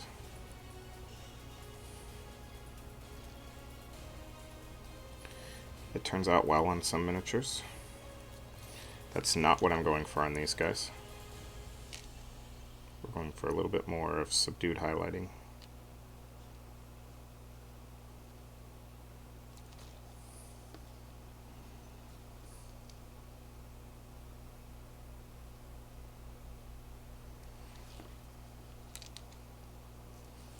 This is always the step that's going to take you the longest, is all this highlighting, so take your time. Enjoy the process. Be patient.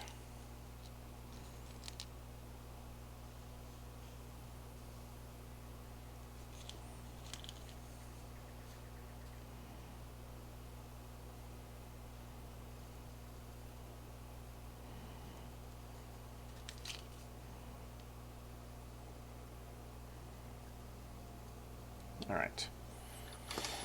So, for our leather highlights, I'm not going to go into my oak brown. I'm going to go directly into leather brown. We want some really good contrasting colors there. And it helps it make it look scratched and worn and all kinds of good stuff. So, leather brown. Army Painter leather brown.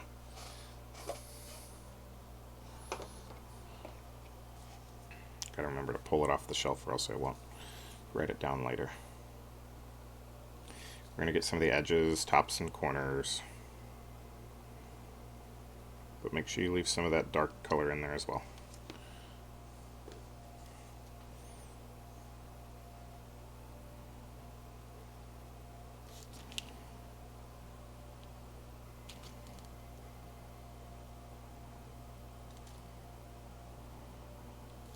Try to make it look scratched and scraped and like the leather has seen better days.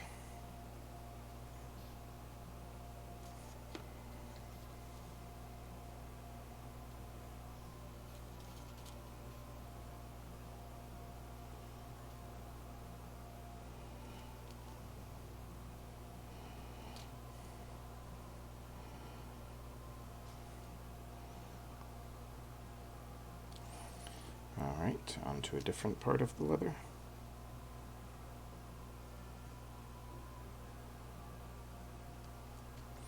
His collar needs some.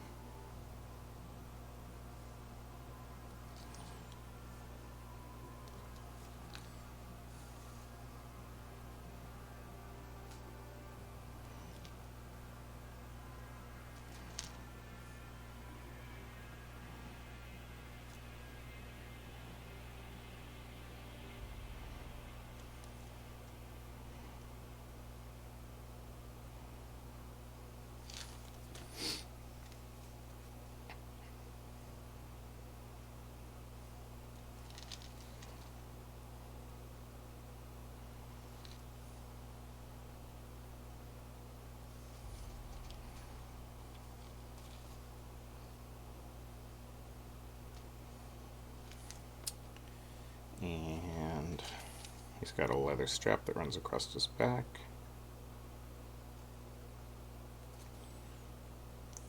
That would not look good if we didn't hit it.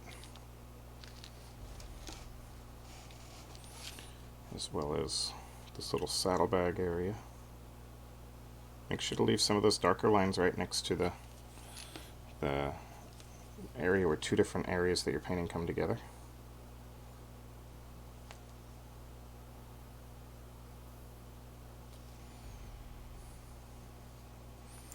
Alright, on his legs he has these little armor pieces that are leather, and there's little lines that run along it, so we're going to try to pick out some of those lines.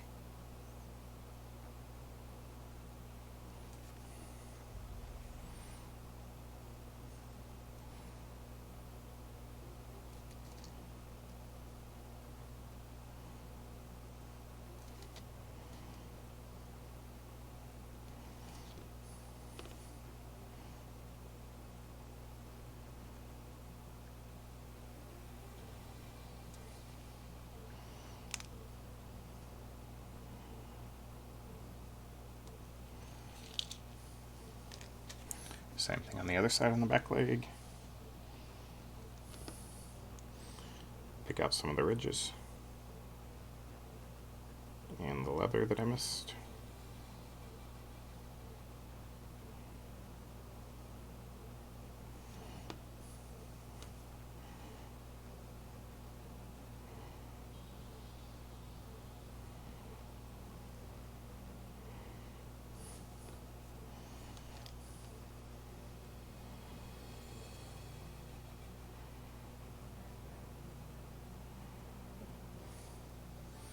Remember, don't push your brush.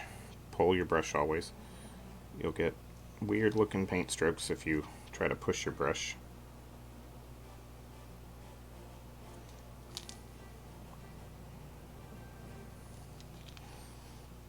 It's got ridges on the ones on the front too, but they're much less defined, so just try to pick out a few. Make them look similar to the ones in the back.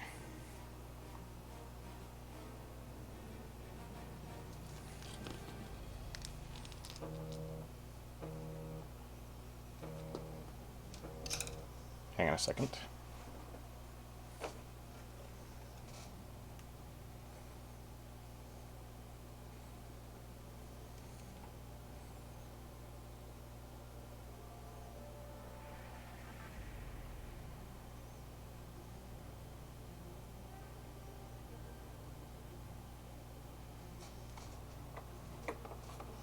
My phone was buzzing. We got a new Ring camera, and apparently a moth set off my motion detector.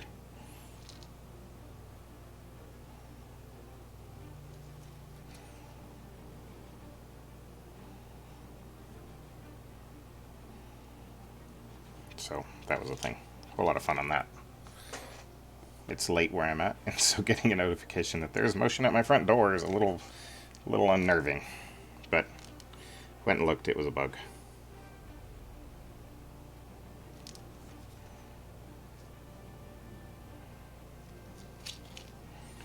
Picking out some of these brown stitching and different marks that we worked on.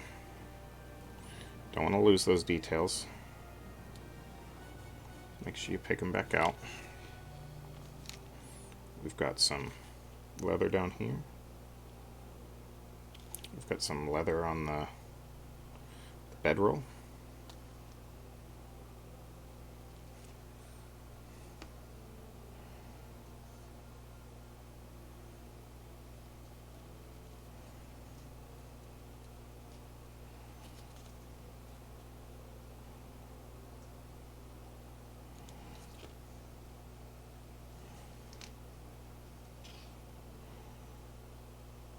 Getting the straps or the little stitching on his hood.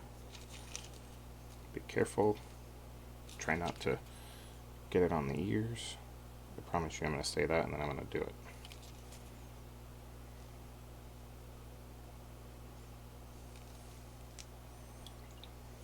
Alright, we're going to go into our skeleton bone.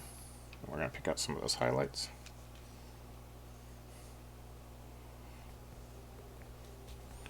So on the bedroll, pick up some of the high-rise areas.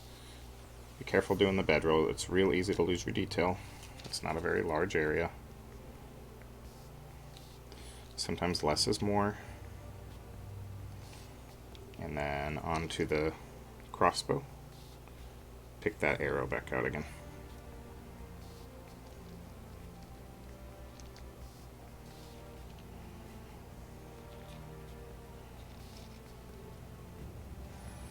Alright, last but not least, I'm not happy with the bridge of his nose. So I'm going into some of that mixture color that I made, and I'm going to touch up the bridge of his nose with a little bit of a grayer color again. Just because I wasn't too happy with that blue that I put on there. And then we completely lost our white mark that was on his forehead, so we're going to bring that back again.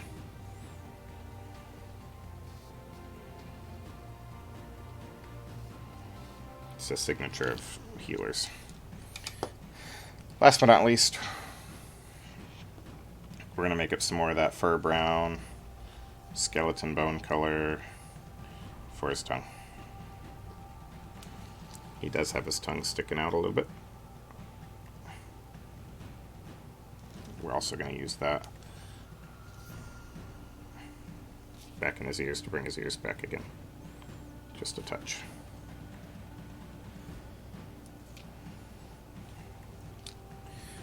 And then into our gunmetal and bring back some of our metallic highlights. Not many. Don't do too much. Don't mess up what you've already been working on.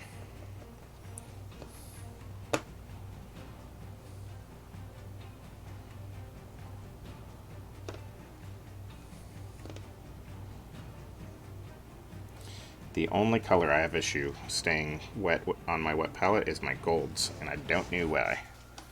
But, alright. This guy is done. What we need to do now is we need to apply some matte black that I'm almost out of. I have more coming in the mail. We're going to matte black his base, really make it look good and slick, and then he will be completely finished. So, I'm going to use a old rattier brush for this.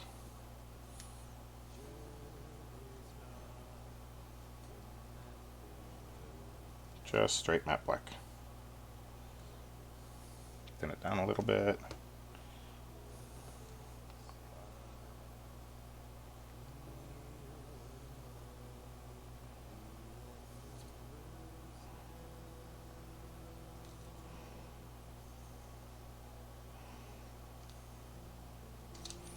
Really want to give him some good coat.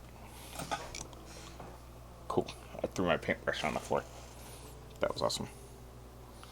I'll have to take a quick break here in a second anyways. I'll snatch that back up while I'm doing that. Get back on stream here.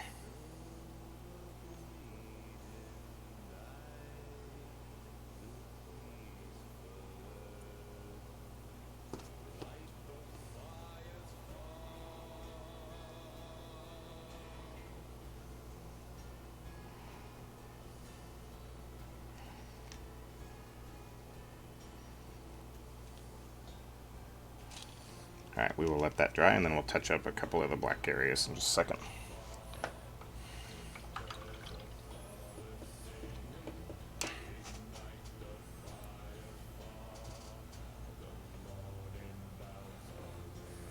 Alright, let me find my paintbrush. We're probably just going to get these two painted today. We'll see.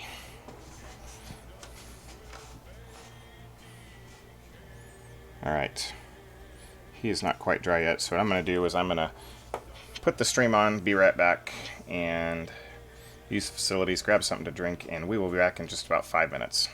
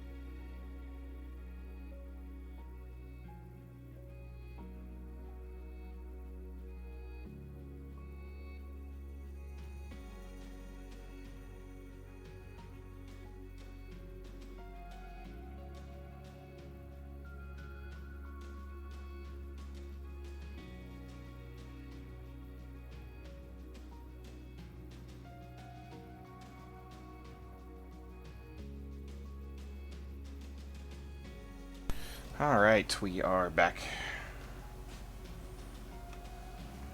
I, whoever, whatever. We're gonna jump right into touching up this base a little bit. Just a couple spots that need a quick touch. And voila, he's done.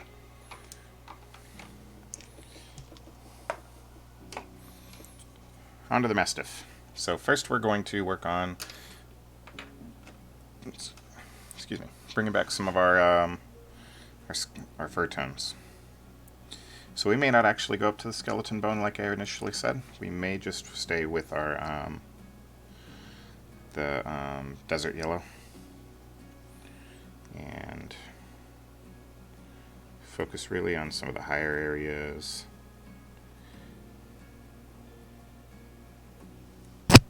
Sorry, hit my mic with my hand. Like I said, I just use a headset for streaming right now. A microphone is on my to-do list here soonish, but I felt like a palette cam was something that was more beneficial for y'all. But I do want I want to stay with the headset, but I probably need to get a little bit more of a quality headset. We'll see.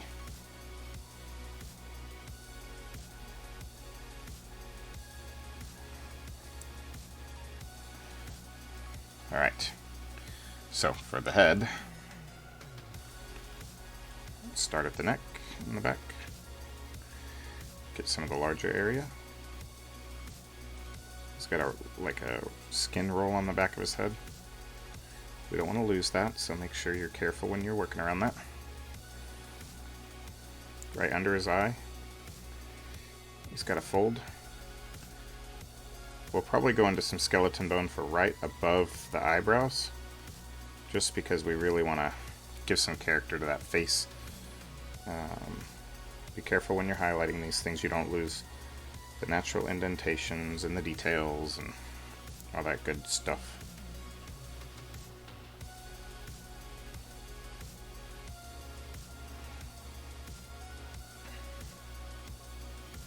Small spot right across the bridge of the nose.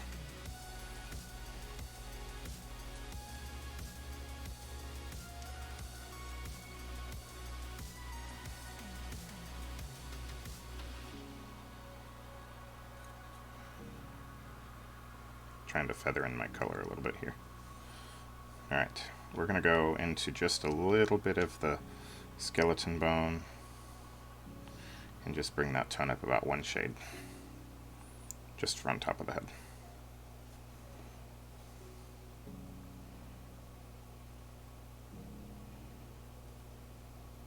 On our very highest highlights.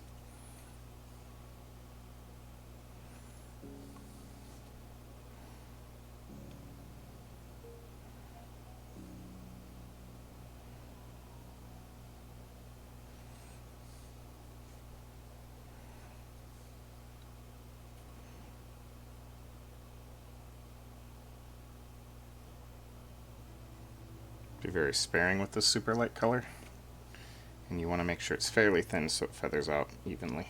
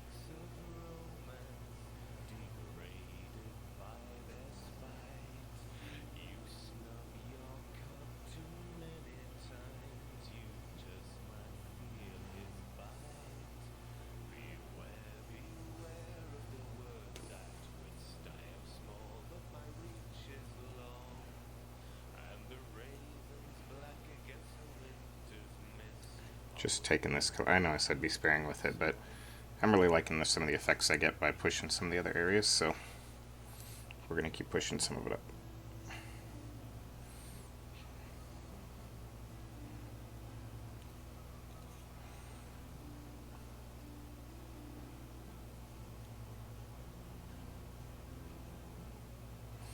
Again, this is just a skeleton bone highlight.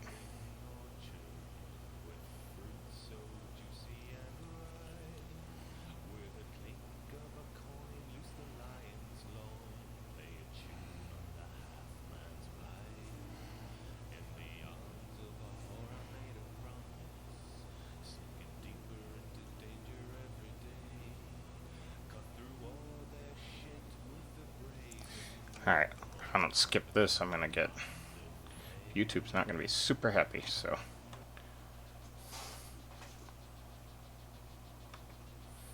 I picked the YouTube safe streaming list. I am not sure why that song came up. Alright, I think I'm done highlighting the skin. Here's where we're... Come on, video.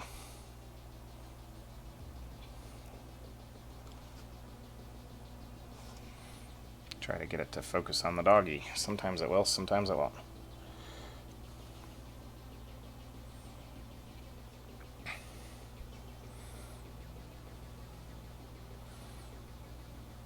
There we go. That's what we got with some of the highlights. So, alright, we're going to highlight up our black next. We're going to take some Necromancer Cloak,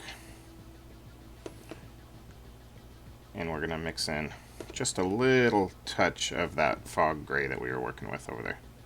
Just a small touch.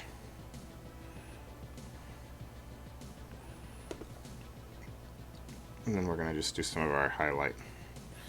Even that I like mixed in too much, so flood my area real quick. Use my finger to wipe it off. Needs more Necromancer Cloak in there. You really don't want it to be much more distinguishable from the Necromancer Cloak alone. And we're going to pick out some of the higher gray areas. Right under the eye. Right around the muzzle.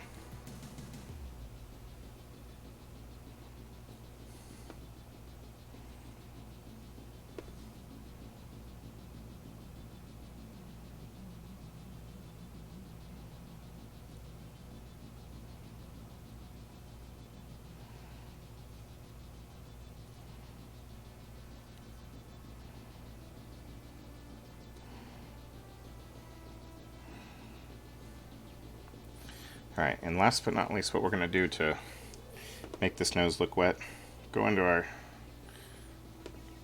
Spaceship Exterior and we're going to put a little sunspot on there.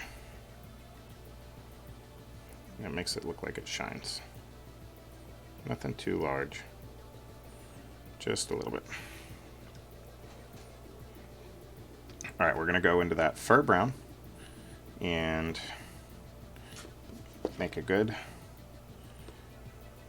tongue color with it. So mix in some Spaceship Exterior,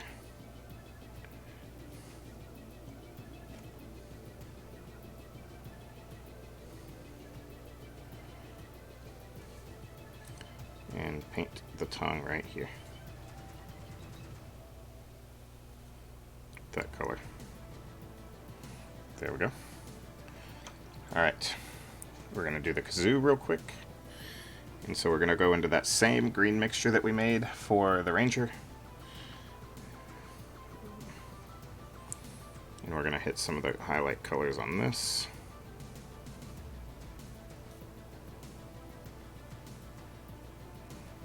Don't get too fancy with this one. It's a small area. Pure skeleton bone. We're going to get some of those bones that are on there.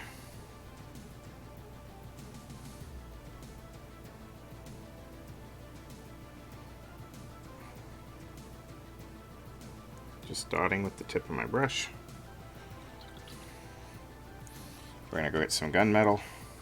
We're going to highlight the cloak last. We're going to bring our bell back to a nice silver color.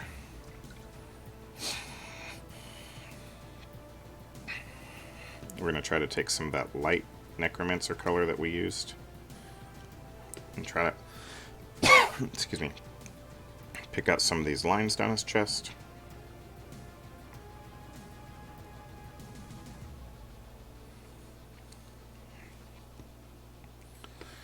Hang on a second, I gotta mute my mic real quick.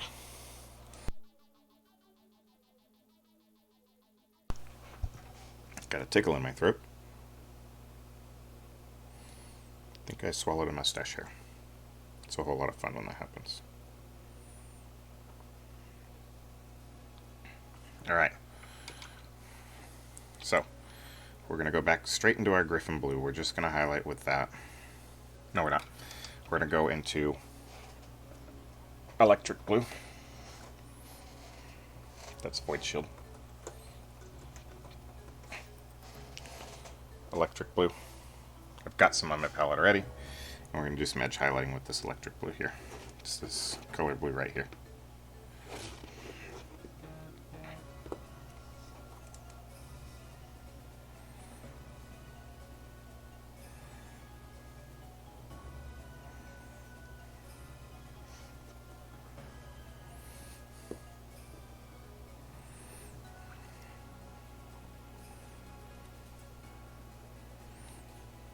It's gonna make him really pop.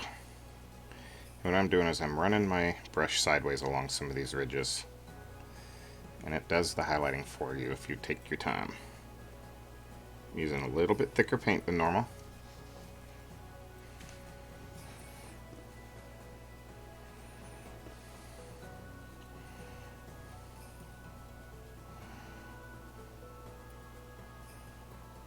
But not like super thick.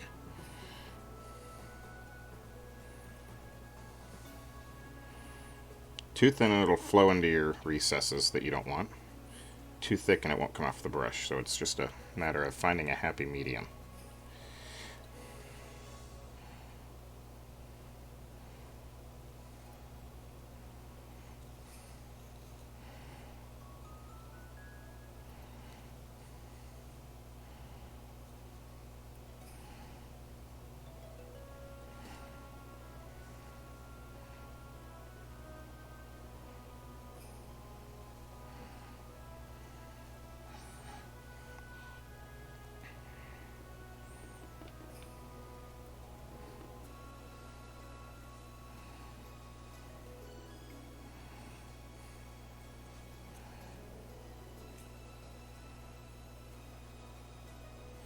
Just adding some edge highlights to this blue. It really, like I said, it really makes it pop. I really like this color on the Griffon Blue.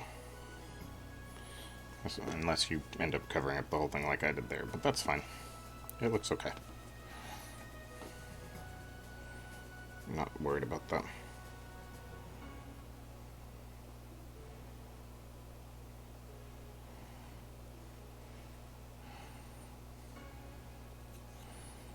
And this technique works great on little fine lines like this, where it's just little ridges that are standing up. Because it'll pick out the details for you if you don't want to do the dry brushing technique. Because dry brushing leaves a sandy look, or a dusty look some people call it, and I'm not a huge fan of that dusty look on a lot of things.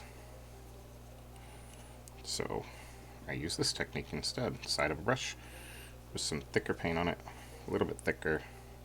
The only problem with it is sometimes you gotta be careful of the angles that you're getting to.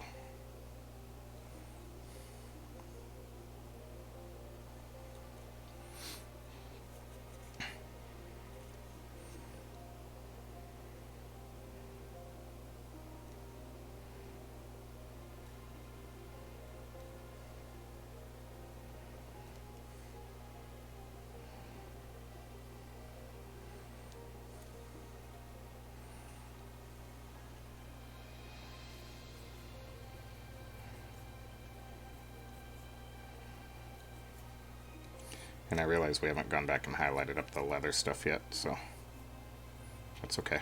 We'll go back and get it. I know I said we would do the cloak last, but I messed up. So, it's fine. No big deal.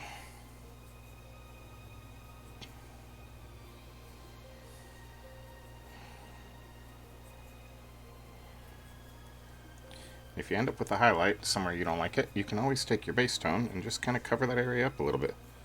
It'll make your highlights kind of blend a little bit more, especially on large areas like this cloak.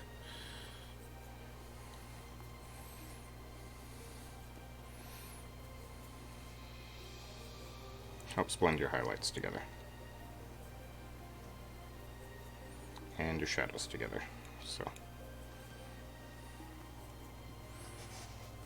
alright. Let's get the little cuffs on his pants here. Or his, shirt, I guess.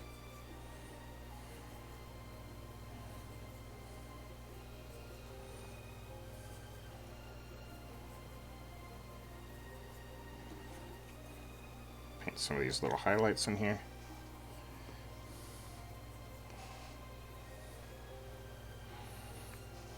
Alright, we need to take some of that Necromancer Cloak highlight that we've done and do up this little leather bit here. And then for our brown leather, we're going straight to leather brown as we did on the healer. This will be our final bits of highlights. So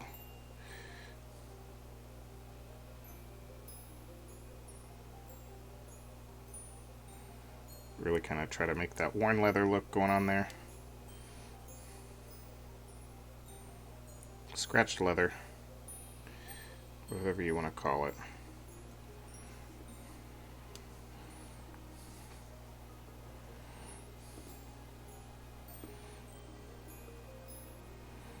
I need to add some more water to my wet palette.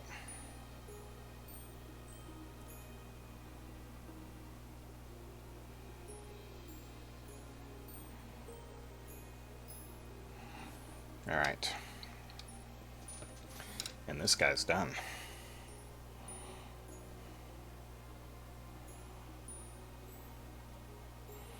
Alright, we need to paint our base. So thin out some black. And this base is going to be a little bit tricky because of the seated position that the dog is in. And we don't want to get paint all over our beautiful feet that we've made and all the areas that we've worked on.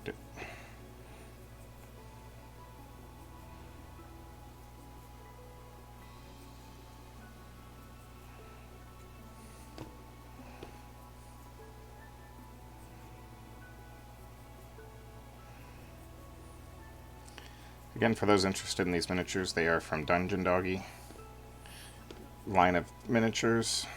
Dungeon Doggies, I mean. They are made by Steamforged Games. I am not receiving any compensation to mention that. I just want you to know where to find them. All of our paints that we used today were provided by the Army Painter.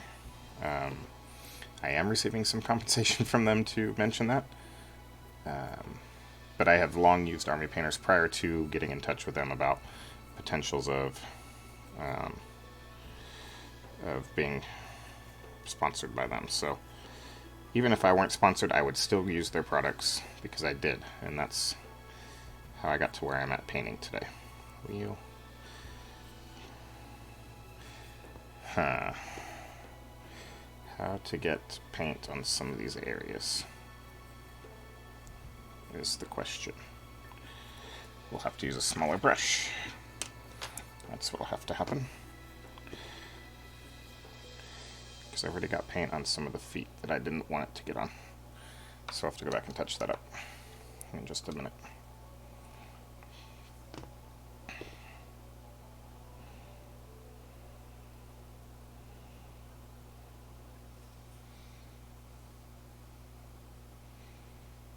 This is one of the more difficult bases of the Dungeon Doggy line to get done, but that's okay. We can touch up some things here. So that foot can be touched up, that foot can be touched up, and that foot can be touched up.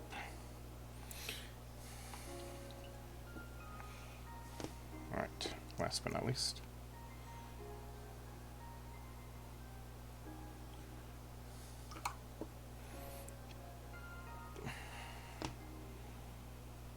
got some paint on the bell, so we'll cover it up with some silver paint.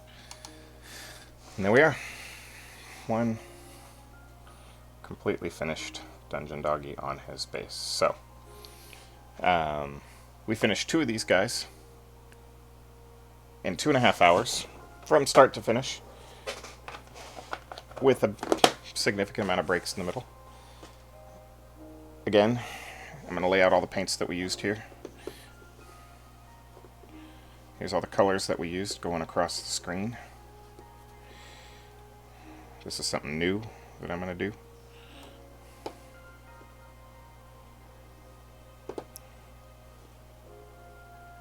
I'm not sure how well it shows up on camera, but we will see.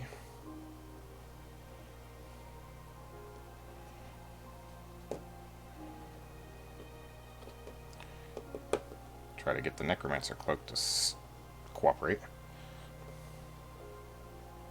That's all the colors that we used for these miniatures.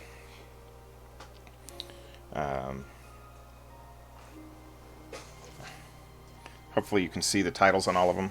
If not, I will go ahead and type them up into the comments on the description. Not the comments, I'll type them up into the description, as well as a link to where you can go to purchase these if you would like. But with that being said, we are going to end today's stream.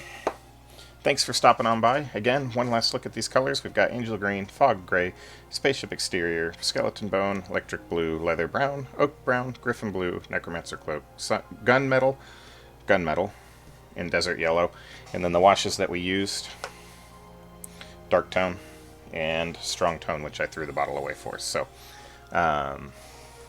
thanks so much for stopping by. This is Dustin from Jagged Brush Studios.